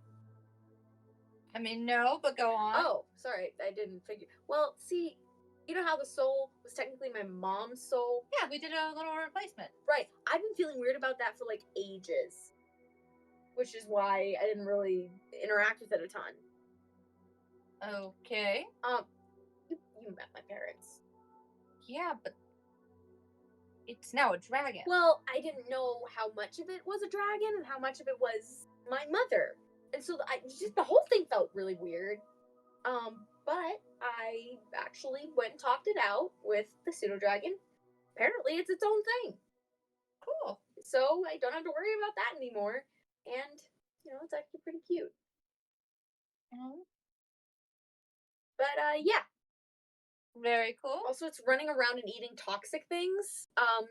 So if you have toxic things that you don't want eaten, I would probably put those away before she sees them. Don't really have anything. I have the leprosy hand, but I don't think she'll want. Oh dear goodness! that. Wait, I should make sure she doesn't eat that. Hey, go and try and find it. Don't eat the leprosy hand. That one's up. Don't eat it. Okay, please.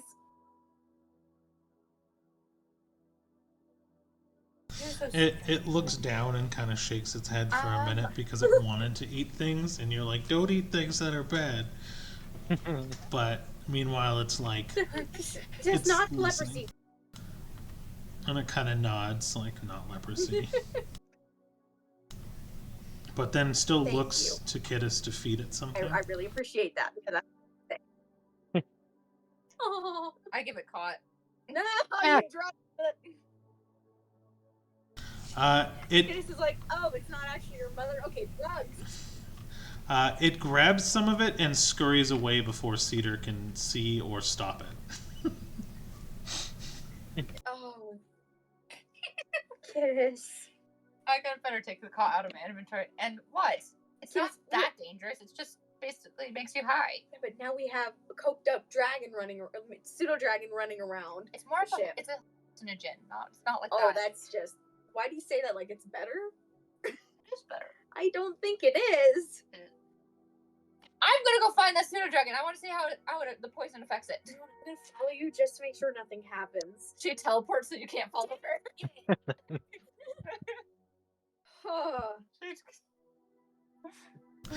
So after three days Yeah, of travel. we got some like what? Oh, I was gonna Sorry, what you saying, continue. Goku? Oh, I was just gonna say I was gonna continue on to the next portion of this, but you guys can continue then. So you went to Leon what? I have a base for some poison, so even if we don't use this as the poison, we can add it to more poison and make one heck of a cocktail. Okay. But yeah, that's all I had to say. Bye. And Kittis follows the dragon around and analyzes its things because I do have it makes notes in her little medicine book that was like how drugs affect different creatures. Esther makes notes of anything that happens.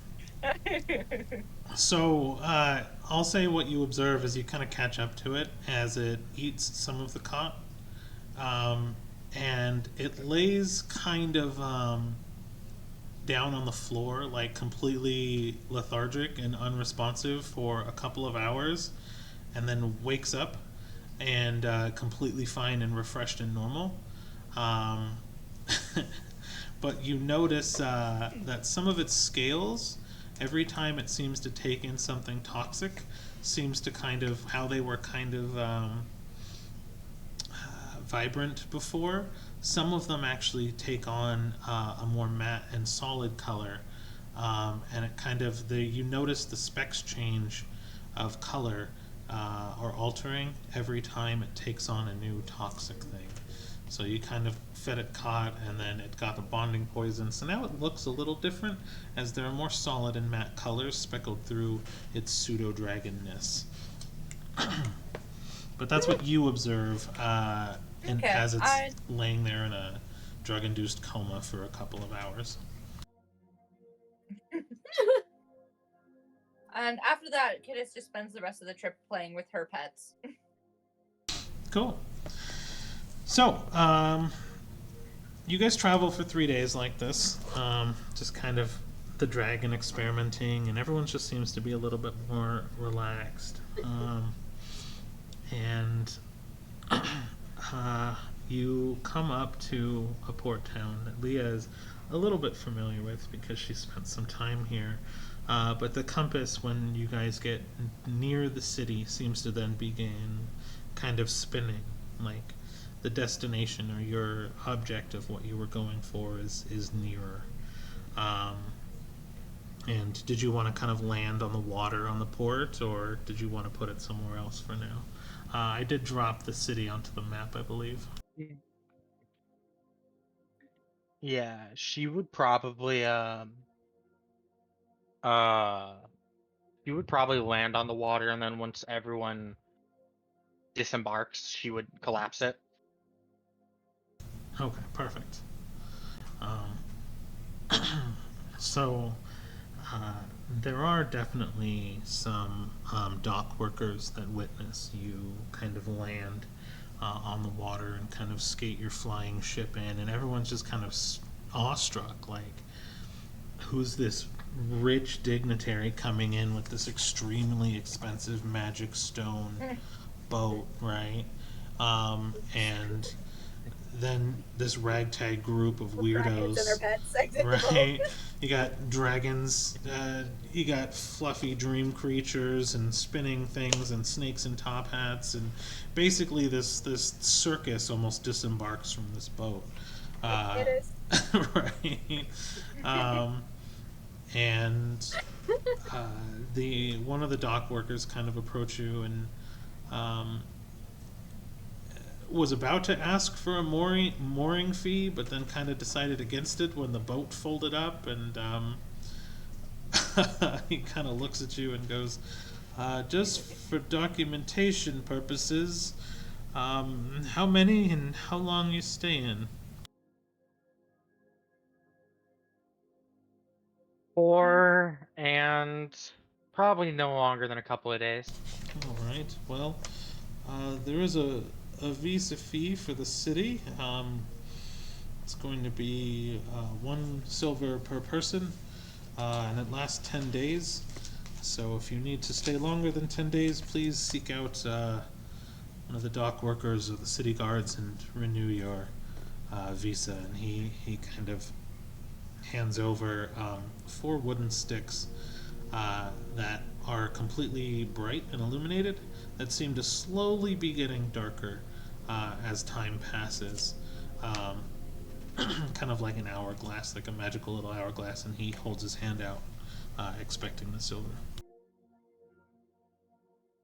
Leah will just put a gold in his hand and go and enjoy the tip. Have a good lunch. And he's like, he kind of looks down and looks up at you, and he's like, well, if you need anything else while you're in the city, please don't be afraid to seek me out. Uh, I'm more than happy to take care of whatever you need as long as more of this keeps coming. I'm gonna get a good lunch, and he kind of pats his Well, chest. since you're offering, where Gobta and Fabta? Ah, yes, those two made quite a name for themselves. They've actually moved to the higher district in town where a lot of the rich live. I hear they took residence in a nice mansion that was previously uninhabited. Um, they do business out of their mansion now with select clients, so you might need to get an appointment with them, but talk to any of their groundskeeper. You'll notice them right away. They're hard to miss, and he kind of laughs. And he'll kind of point out on the Thank map. He'll fold out a map and he'll kind of point you in the direction. So on the left side, where that big clearing, I'll put like a little marker there. He kind of points you in this general direction, right here. So he kind of points his finger on the map, like right here, like. And you know this from your time past here that this is where a lot of the more rich and probably nobles and things like that would live. Anyone with ties to the government or nobility, or just a rich merchants will stay up here, and you kind of have to like anyone who's broke or doesn't seem to be a rich dignitary would seem really out of place there. Mm-hmm. And he kind of nods and be like, "You can find them up there. You should be able to get an appointment with them within a few days, as long as you can pay. But with this tip, I'm sure you could. If you need help getting a sooner appointment, though, let me know. I can probably grease some wheels for you." And he kind of winks. Thank you. I think we'll be on our way, but I'll keep that in mind. And he kind of nods and bows down and kind of lets you pass, which is really funny because he's just like this shabby dock worker guy. He's official, but he's just like, he starts treating you like you're above his station, right? Even though he was totally judging you at first.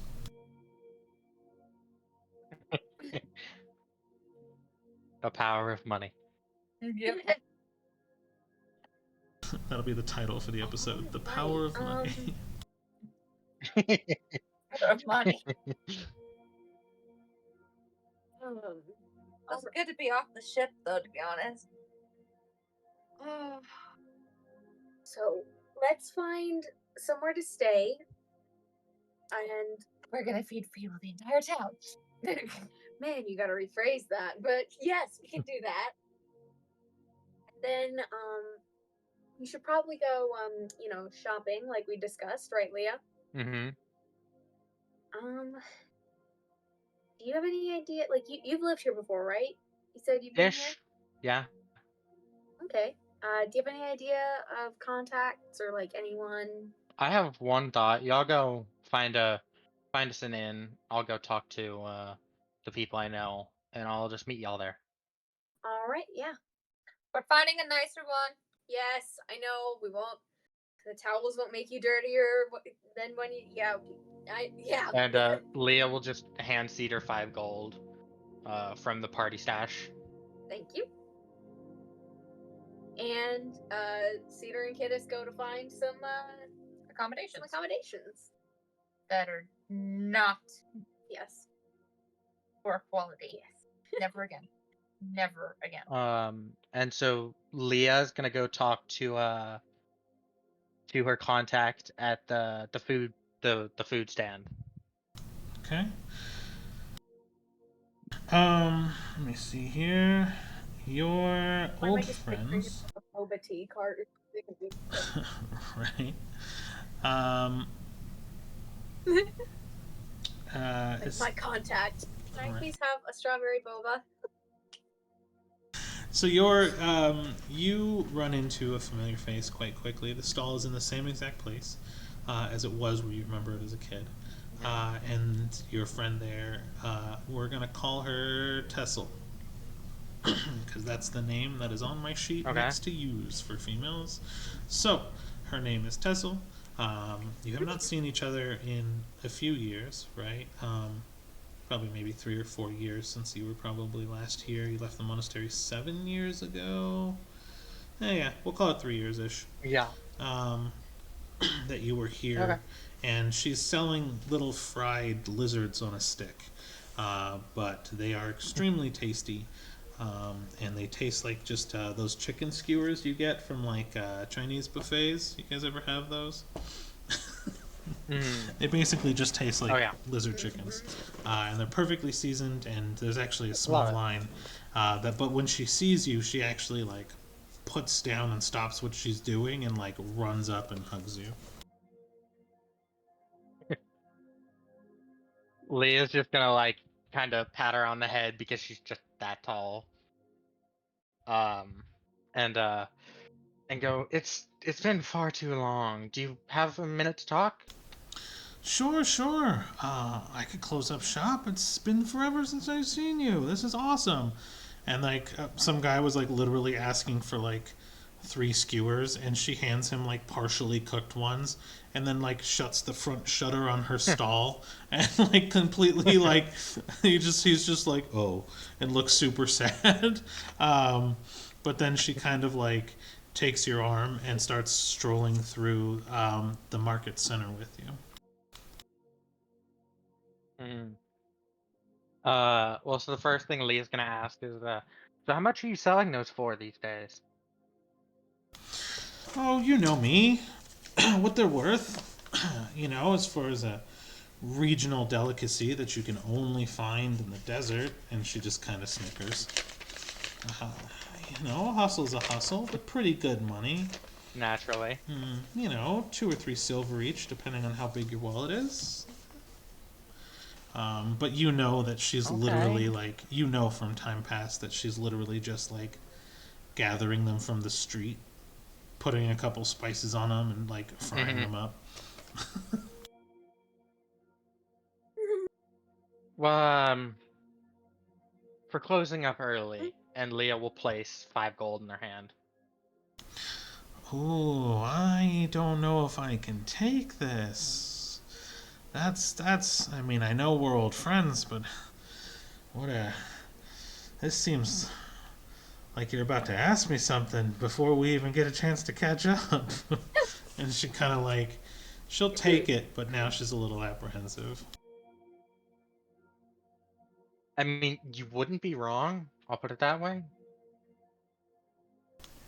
Well, yeah, you know me, always talking to people. I take it you need something. I mean, I'd hate to think you came back to town just to see little old me. So, what trouble did you get yourself into? It was a nice plus, don't get me wrong. Uh, trouble is a strong word. Not a wrong word, but a strong word. And are we in like a secluded area by now? The moment you handed her 5 gold, yeah, she's kind of guiding you, and she was guiding you through the market as you guys were talking. But then the moment you passed her 5 gold out in the open, she kind of would have naturally tucked away, somewhere. Yeah. Hmm. So, Leah's going to, she's gonna go, well, so, about 3, 4 years ago when I left here, I picked up some new tricks, and she's gonna gesture to her prismatic, dulled eye. Um, Yeah, that seems new. but yeah, but those tricks sometimes they come at a bit of a cost. So, you know that Gobta and Fobta? Yeah, whole town knows him. I mean, everybody's been buying from him. Um, I even Yeah, got a so pendant, and turns she out kind of they're opens. terrible people. Oh, and she kind of looks down at her pendant, and she was like attempting to show you when you were like, "They're terrible people." And then she like kind of puts her pendant I back under her shirt. No, trust me, it's not. No, no, no. Their gear is very cool. I did buy something myself, but they're still terrible people. Yeah, Uh, my buddy that I would talk endlessly about from way back when. yeah. Oh my God, you marry him yet, or what's your deal? Fuck off. She knows. She's just teasing Uh, you. Leah goes. Leah goes. So I finally met back up with him. We started adventuring together. Very fun. But they heavily insulted him and everything he cares about.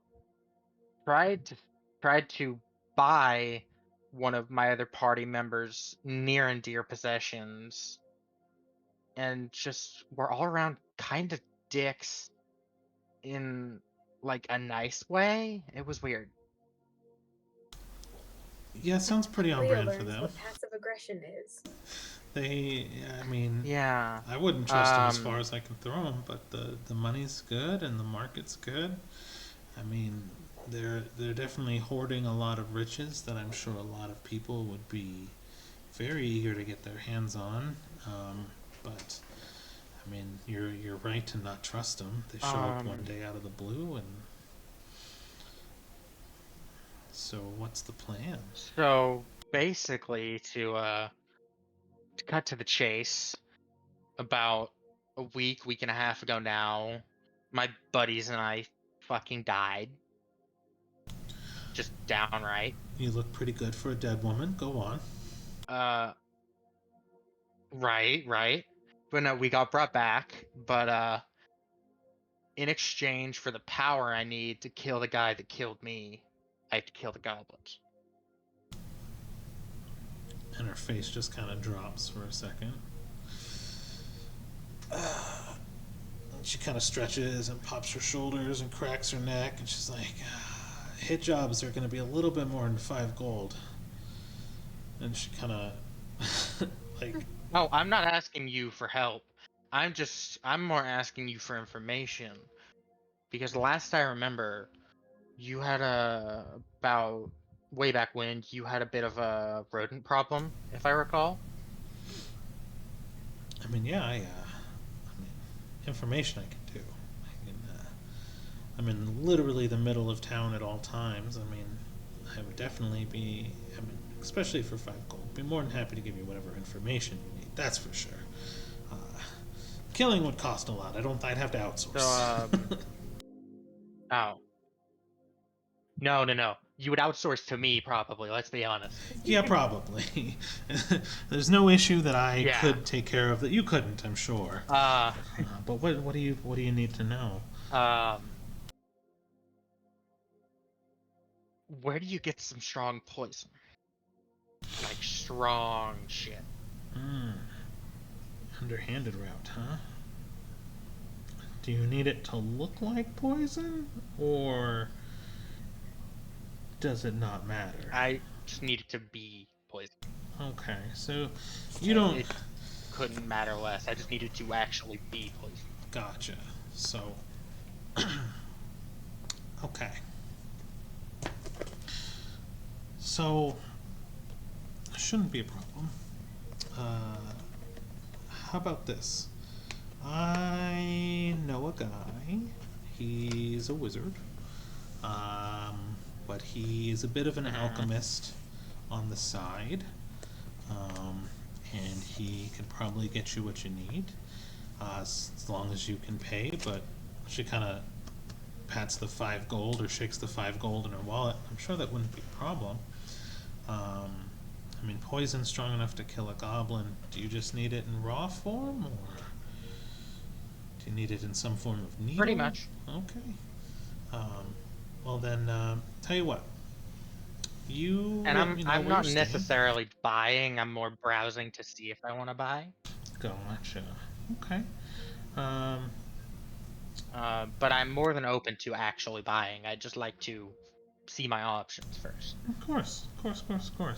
Well, so all I was gonna say is just let me know where you guys are staying tonight, and I will let him know that he has a potential customer, and I get a little bit of a kickback on the sale, so just know that that's the kind of deal I have, and so don't ruin my relationship with him, but I can send him to you. Oh, of course not.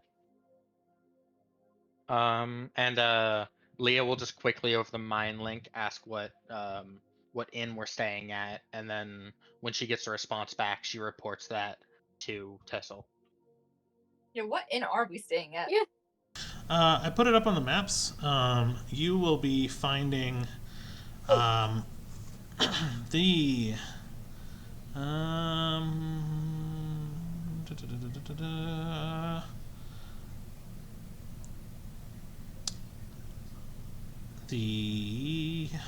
man, where are my inn names?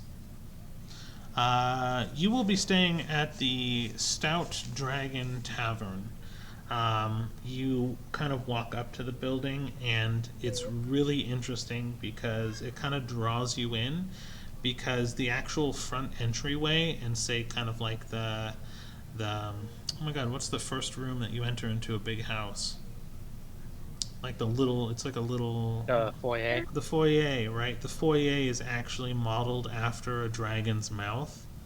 And then as you kind of walk into the inn, it's like walking into the dragon's like belly, and in the belly there is a lot of nice stonework. It's very clean. it seems a little bit more upscale, and then, like I said, the outside wood is kind of like made to look like the mouth of a dragon swallowing you as you open up into it. But it actually is very roomy inside. Everything seems to be a bit bigger, and not a lot of people. But that's the inn that they found. It's called the Stout Dragon Inn, or Stout Dragon Tavern. Okay. This is this is way better. How cute is this place? And they report back with in. So Leah will tell Tessel, yeah, we'll be staying at the Stout Dragon Inn. Perfect. I will let him know. And want to see a neat trick? Always. She pulls off her backpack. Just an ordinary bag, right? Nothing special. Okay. And she clicks her fingers, and rats just start jumping out of it, all fountain style. And she lets out like an audible squeal, and is just like almost jumps up on like a nearby like barrel that's like conveniently placed in the alleyway, and like jumps up onto it to avoid the rats. You're fine. They listen to me. They listen to me. Well, then tell him to go away. This is disgusting. Why do you have 1,000 pet rats? It's a lot more than that. What am I, slacker? No, definitely not a slacker. But yes, definitely disgusting. Be like, you She do goes, your tricks. She looks at the rats and goes, "Now just go run around town, get some food for the others, maybe some money for me if you find it."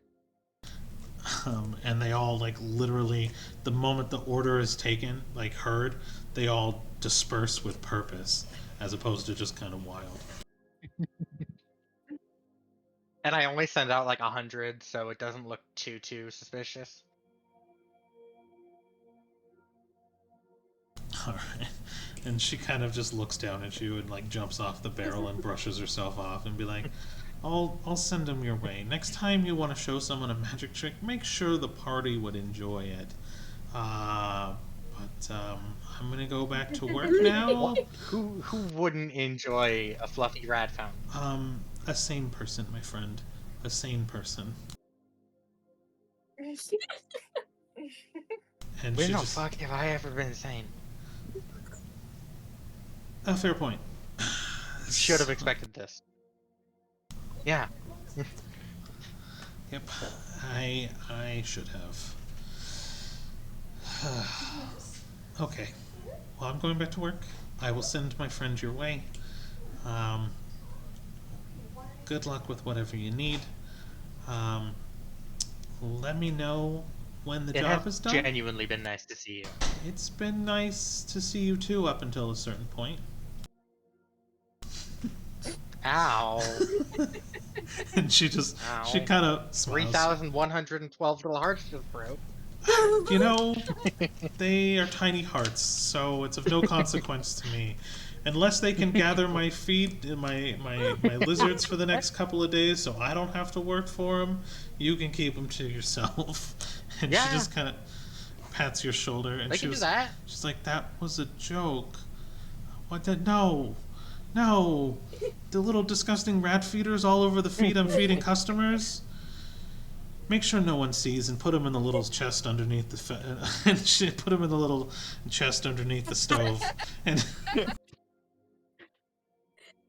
and she just kind of laughs. She calls out 10 more. Just goes, you listen to that one specifically for the next 3 days. And she kind of smiles a little bit, and she pulls out like a floppy dead lizard from her pocket. Be like, I need you to find all of these and bring them to my stall for as long as you're able to. And then she gives the floppy like dead lizard, the uncooked one, to the rats, and then walks off. Shaking her head as she goes.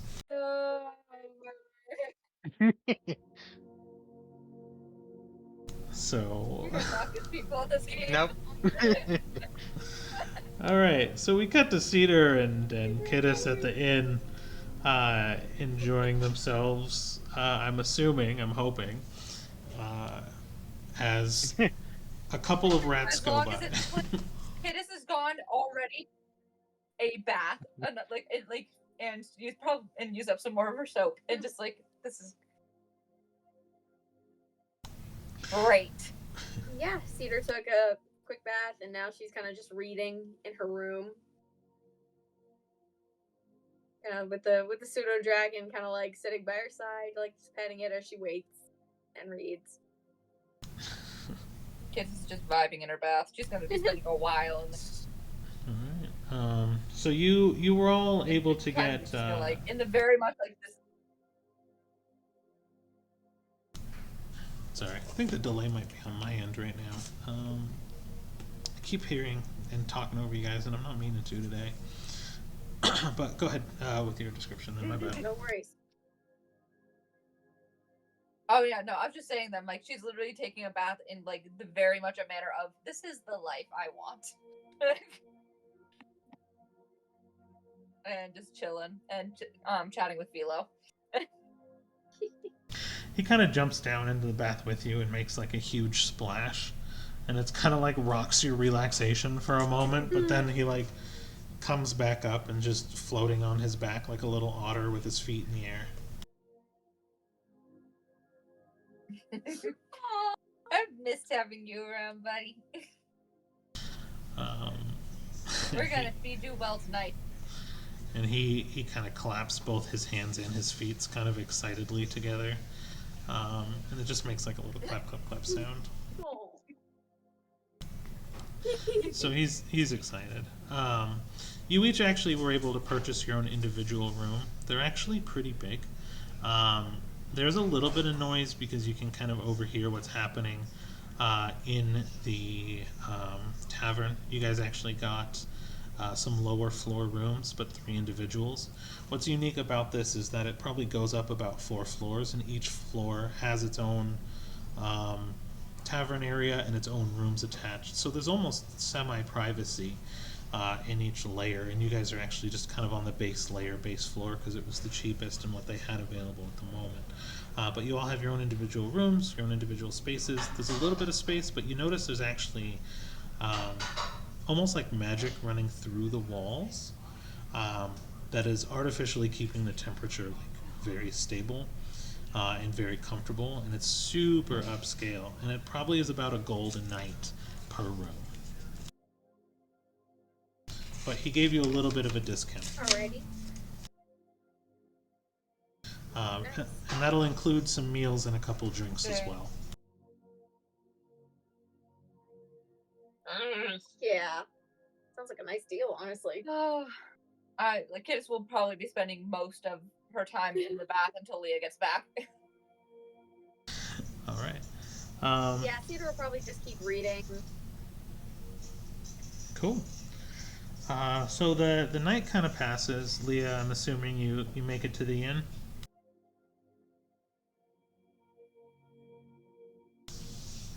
Did we lose Leah? Yeah. Okay. And so right before, nope. So right before Leah goes to bed, she pulls out. She calls out Sergeant Squeakers, and calls out the new mouse that she gained control over on the ship, and she salutes Squeakers and goes, "Squeakers, you've served me well. You served me for a long time. I think it's about time you got a promotion. You are no longer Sergeant Squeakers. You are now Major General Squeakers."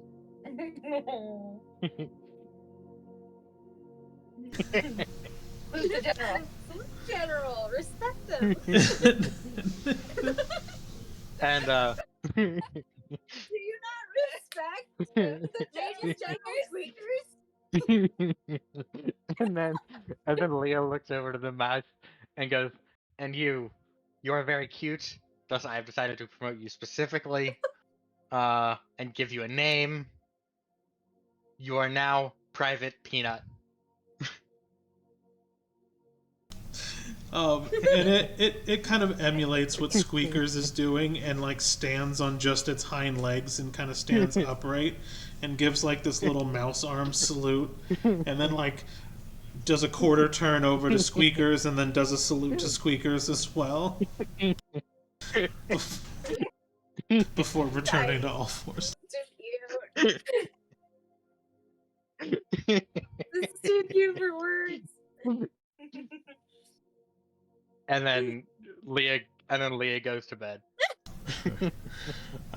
Private Peanut throughout the night will be stealing bedding material and will begin making a tiny wizard's hat out of just non-magical material so he can emulate Sergeant Squeakers. In the middle Major of the General night... Oh, excuse me, Major General Squeakers, excuse me. In the middle of the night, though, Leah... You'll be awoken by a knocking at your door. As you remember that the contact was going to meet you at the inn, and you assume it's that person.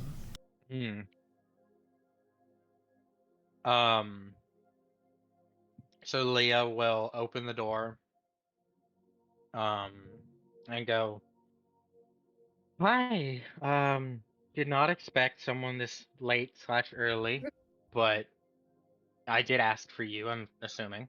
Yes you did, yes you did. So, You must be Tessel's friend. You match your description perfectly. yeah, I'm pretty hard to improperly describe. Most of the time I usually just get giant cow woman, but it works. You know, I am not here to judge. I'm only here to really show you some wares, I guess. Yeah. I came into town looking for some stuff, and I can definitely be your guy. Do you mind if I actually get a buddy of mine who's more of an expert on these wares? Leah just called Cedar a buddy. Not in front of her. I'm just gonna... But still, to someone. Of course. Mind if I set up a zone where we can... Oh, you can wait in here, of course. Yeah. Perfect. And as he walks into your room, you notice that every sound from him and inside your room stops producing sound. So the crackling of the fire that you had going is now no longer making sound. The small hum from the walls that were just kind of regulating the temperature of the room goes silent. So no sound is being produced outside of like spoken word around him, and the room just falls silent as he walks past you. And Leah's gonna walk over to Cedar's room, not knock, but just open the door. Sees Cedar sleeping in the bed, and just goes and like reels back and kicks one of the legs of the bed and goes, "Hey, fuckface, wake up!" Gosh, that brings back memories of Dimron. Good morning. Nope, that's night. Yeah. The guy's here with the stuff. Let's go. Okay, before we go in there, I want to take a look at it, but depending on the price, I don't know if we'll necessarily have to. Oh, I know. That's why. Yeah, no, I didn't say we were buying. I said we were looking to potentially buy. Just wanted to make sure. Oh, yeah. Okay, cool. All right, let's go. And Cedar follows Leah. And Leah will walk back to her room and go, unknown merchant, this is the sentient throw pillow. Sentient throw pillow, this is the unknown merchant. Perfect. It's the first time I've done business with a pillow. How do you do? And you see this creepy old looking wizard not my guy. Actual name, but... Oh, no, that's fine. We don't use names here. You are now sentient throw pillow. No, I wasn't gonna tell you anyway. That's fine. I didn't want to know. You guys don't do this type of business very often, apparently. That's pretty evident. So. Oh no, I do. Oh, well, that's good at least. Yeah, you seem to be at least a little professional here. So throw pillow, professional. and buyer what seems to be your your need today. We'd like to see some high grade poison. Ooh, nah, don't use the P word. I'm a juice merchant. I sell various types of juices. Fair, fair. I would love. I've heard that the juice that is created through components of the purple worm is very delicious. So you want purple drink? That one in particular. Purple drink is Yes. pretty expensive. You Well, gotta grow the could worms we? and milk the worms. Could you? Yes. Well, what if we look at that maybe a couple grades below as well, just for comparative sake? Perfect. Let's Okay. see the other option. So I guess so you're not looking for a juice to be ingested. Um, you're looking more for an exposure juice, right? Maybe. Something you can absorb through the skin. Exactly. I'm more of an osmosis kind of girl. Good. Yeah, osmosis. Good word. I definitely have osmosis juice. Um, so you said, all right. So let's see what we got a little bit here. So he pulls out a couple of vials right in front. He's just kind of laying it out, and he's like, I got the purple drink. I got the brown snake drink. Uh, and he's like, I got the bat juice. And so what he's pulling out now is he pulls out a purple worm poison, a serpent venom, a wyvern poison, and a poison that is, and he calls it blue drink, but it almost seems to be hissing with malice. And he's like, I call this my midnight juice.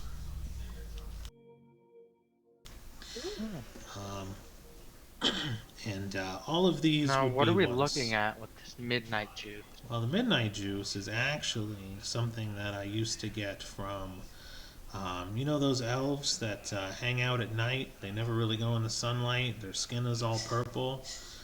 Yeah, this is a juice from their homeland called drow juice. And it's typically only made by them, but I have a friend that I keep in my basement that works for me.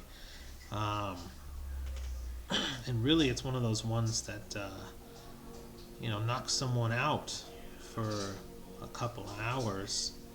And it's kind of a sleepy juice, but it's highly, highly effective. More effective than what you might normally see.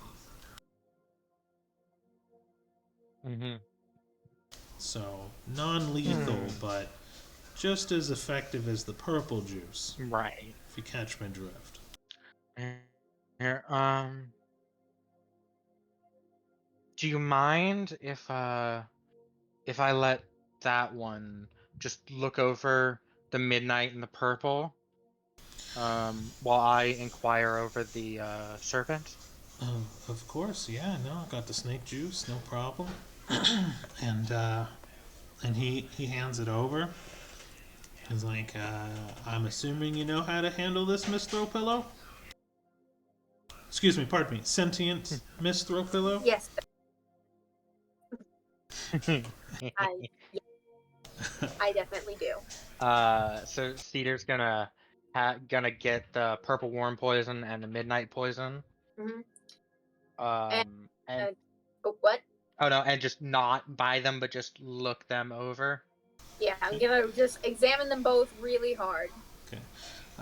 Go ahead and Like look at roll. the color, Yeah, go ahead and roll a medicine. viscosity. Medicine or survival with Alright. with advantage.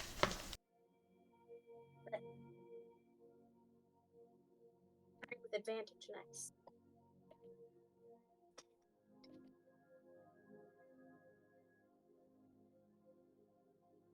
16 for, I'd say, medicine. All right. He was being honest. Basically, what you're looking at is a highly concentrated drow poison. Instead of the normal DC save of 13, it'll match the DC save of the purple worm poison. It's non-lethal, doesn't do any damage, but it will incapacitate, and the DC check is 19.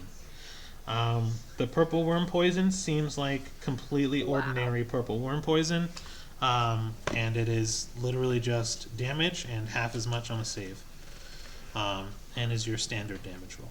So And that's so, from a mechanical DM standpoint, what we're looking to do with that is just get her to the point where she can examine it enough that she can recreate it with her minor conjuration ability.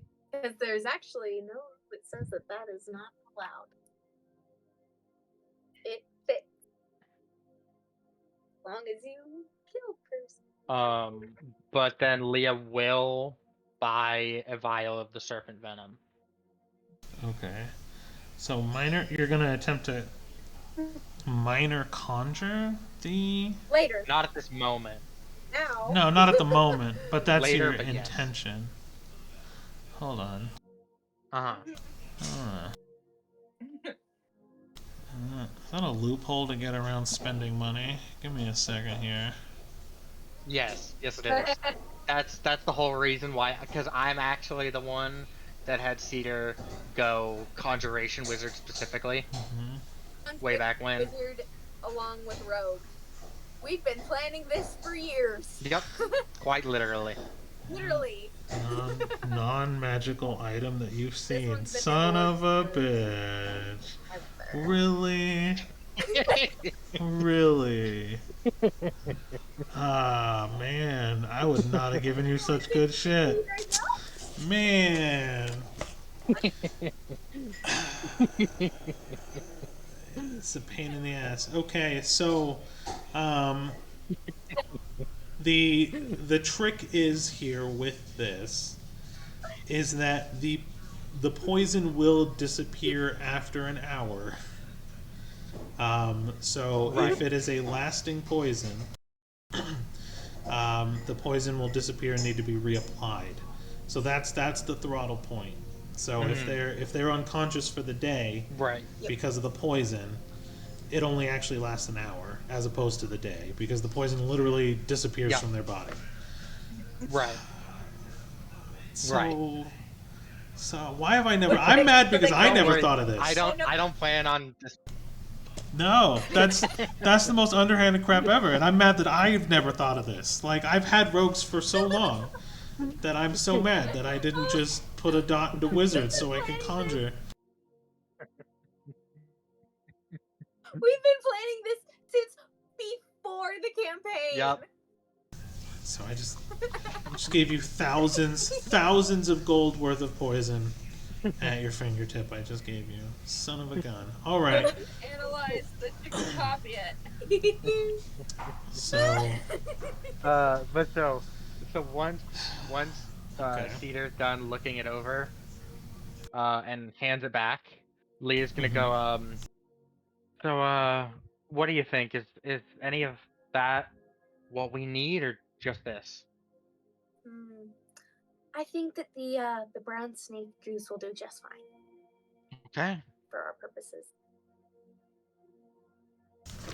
Just this then, and she'll hand over the serpent venom.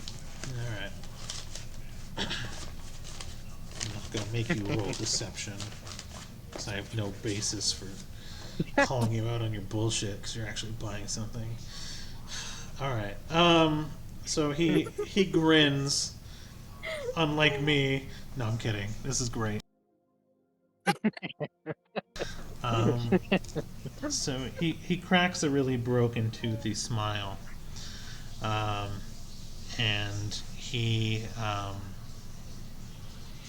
grabs the vial and goes, perfect. And in what quantity did you need? Just one juice or? For one.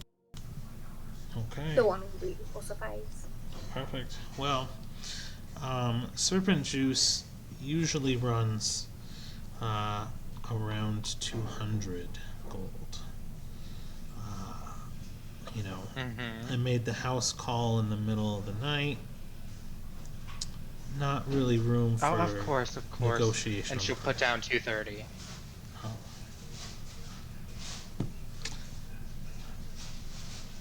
And he looks at you almost really She puts suspicious. down two. What's up? Oh, nothing. Okay. He looks at you pretty suspicious that there was no bartering, there was no argument. You just gave him the money, and he'll take the 2 vials from Cedar's hands. I mean, let's be honest here. It's like you said, you made the house call in the middle of the night at the moment you were asked, and the moment you were able to gather the necessary juices. So why should I barter? You went above and beyond and did a lot more than just your job. Amazing customer service. And he kind of like nods to himself. He's like, yeah, you're right. I do good business, and And frankly, you deserve the tip. Well, thank you. And you can tell he pauses for a moment and actually inspects the gold to make sure it's real. He tries to do it without you guys noticing, but he's like super sus. But the yeah, and he takes the 2 poisons from Cedar, and kind of tucks them into his robe, and then tips his hat and goes, just as a reminder, I was never here. And a mist comes out from under his And cloak. she's gonna kind of grin and go, "I'm sorry, have we met? Who are you?" And he smiles and nods, and a small mist comes out from under his cloak, and it kind of makes it hard to see in the room for a minute, but you clearly hear the door open and close in a hurry, and he was just trying to seem really magical, you know what I mean? And then everything kind of clears up, and then the moment the mist settles, the sound returns back to the room, and things begin to like feel alive again. Okay. When she knows that he's gone, Cedar just starts giggling. Yes. Oh, I can't believe that worked. I've wanted to try this for years. Chili's will never get me any because he thought that we'd have to buy it no matter how many times I told him that I could figure it out. But I mean, sounds like a good plan. Gets me what I need, gets you what you need. Exactly. I gave you a new nickname in the underworld. Great, love that. I know, right? Well, That's at least I didn't. There's no way for them to connect me to the that guy to connect me to the gang at this point. So you know what? Whatever. Right. Like, Because there's so many owls with scars and 2 different colored eyes. And boy rings. I believe that no, kidding. after the telephone game, the story will be told one day of the dastardly throw pillow, Undertaker of the Night. I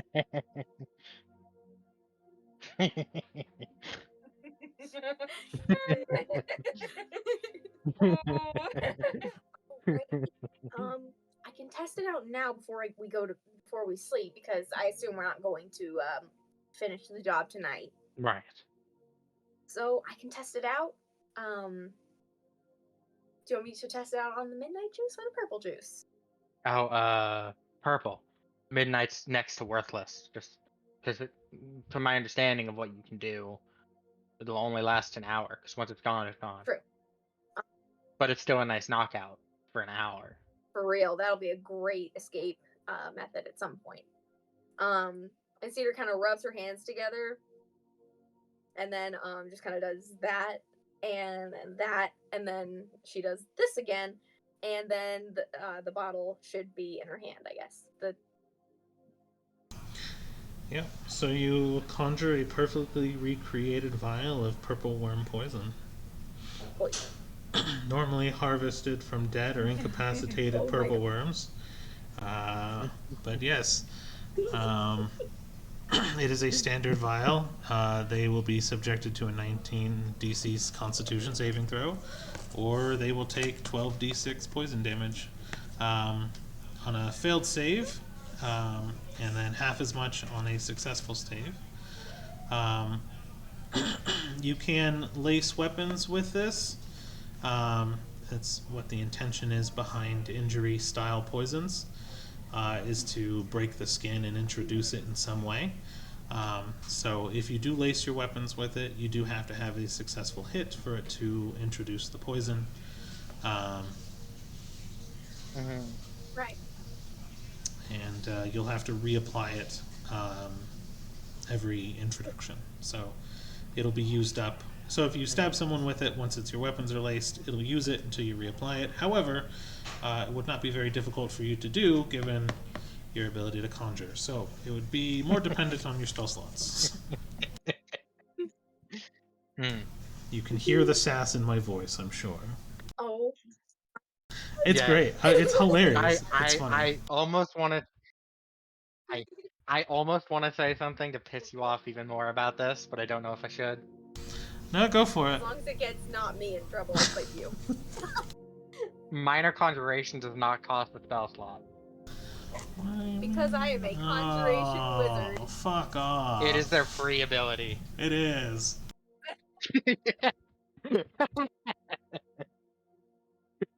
Quit. It is a conjuration wizard exclusive. Yep. Well, I had a. Planning this for years. So unassuming. You're like, I just need purple worm poison. Yeah, sure. Okay. Throws it at you. I was like, they're not going to spend $2,000 on this. No, we're not. No, you're not.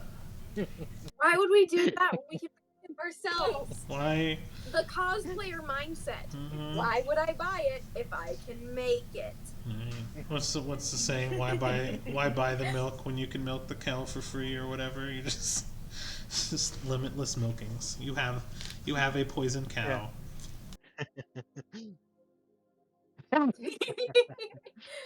Ooh. I wonder what. Ooh. I want to mix drow poison with the pseudo dragon base. Mm-hmm. That makes it more powerful too. Oh, Do it. you have unleashed a horror upon this world, and that is Sophie with the alchemy function. That was the intention. I I just go did not around think it would Baldur's go Gate from 3 1 to collecting 100. every single. Mm-hmm. Sophie's typically the good one. You thought I was the calm one. You normally are the good one. I normally am. Out of all 4 of us, you're normally the good one. Mm-hmm. You know, I TPK you guys one But- time, and this is what I get. I see.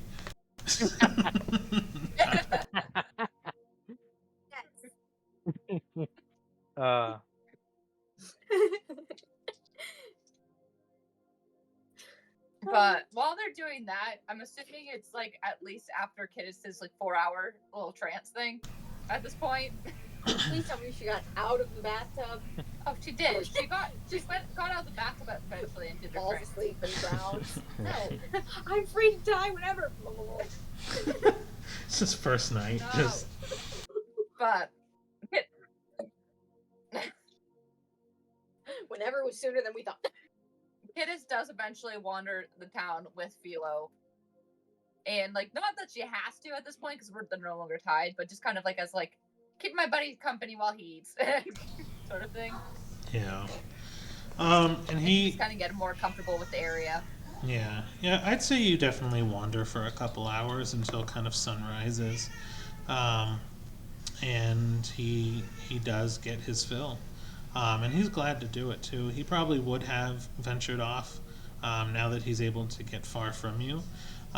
You do kind of notice that he stays somewhat close to you overall.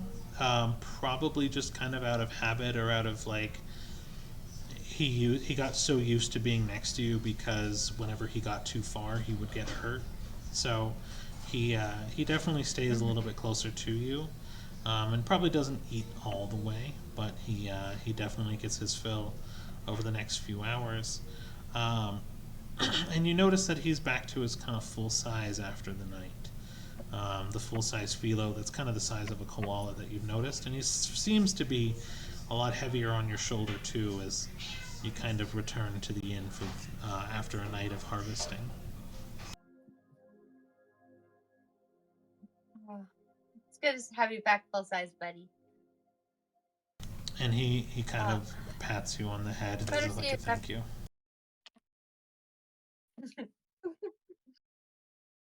We better see if everyone else is awake now. And she kind of heads up, and I'm assuming now sunrise, and kind of knocks on their doors to see if they're awake. Yep. And Leah yes, is wide awake. Philo's all fed. Nice. Do we have a plan for today, or are we free raining? Plan is murder.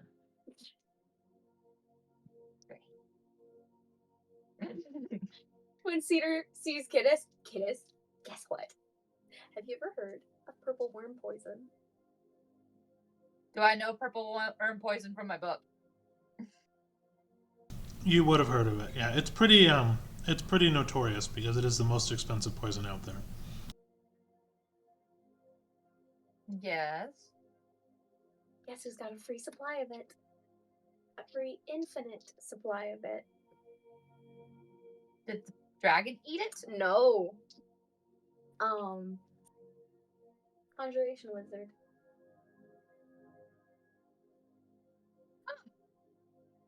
I didn't know. We barely had to spend a cent. I mean, well, we did buy some snake venom. To make it look a little less suspicious, which very smart plan. Thank you. Yeah. Please tell me we're in our room. Oh yeah. Not in the hallway. And that one is now known as the sentient throw pillow to the underworld. You are the worst. That is beautiful. Thank you. Also, drow poison makes you go night night. Oh, that wouldn't work on me then. Maybe. No, magical sleep doesn't work on me. Magical sleep doesn't. Poison sleep does. Mm-hmm. Oh yeah. Oh, I'm not Magical. afraid of poison. You want to sleep? We can just do that. No. Oh no. Oh, I was enjoying that. I can eat my toast. I love that the poison came right after that. Right before that. Oh, so she pulls out some toast from her bag and starts eating it. She's like, I've missed you. And just starts eating her, like, that. This is her breakfast for today. It is her breakfast. Eating enough toast for breakfast. And then she does also pull, she's like, oh, and pulls out, from her bag of mundane items. It's nice to know you no longer need to eat souls. That's, comforting. Oh, yeah. Let's see. D1000. I think after this, I'm probably gonna have to head out. Yep. 109. Okay. Just like need it. Give me.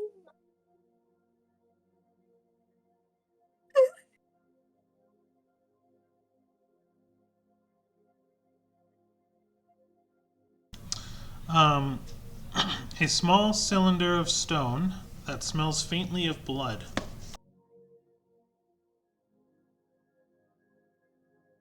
Small cylinder. Stone. How small? Fits in your hand. Probably the size of a Bic lighter. Size of hand. Okay.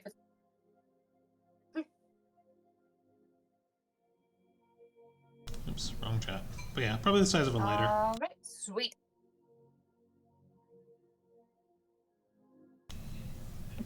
Okie dokie. So thank you.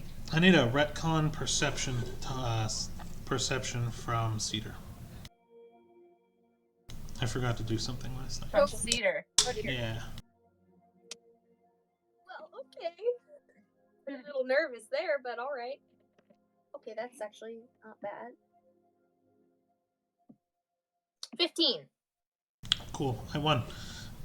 Don't worry about it. Oh. No! Now I'm gonna worry about it. You did not Oh, I don't notice like that. your dragon doing anything last night.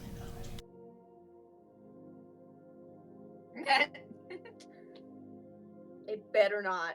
It better not have tried to eat the poison.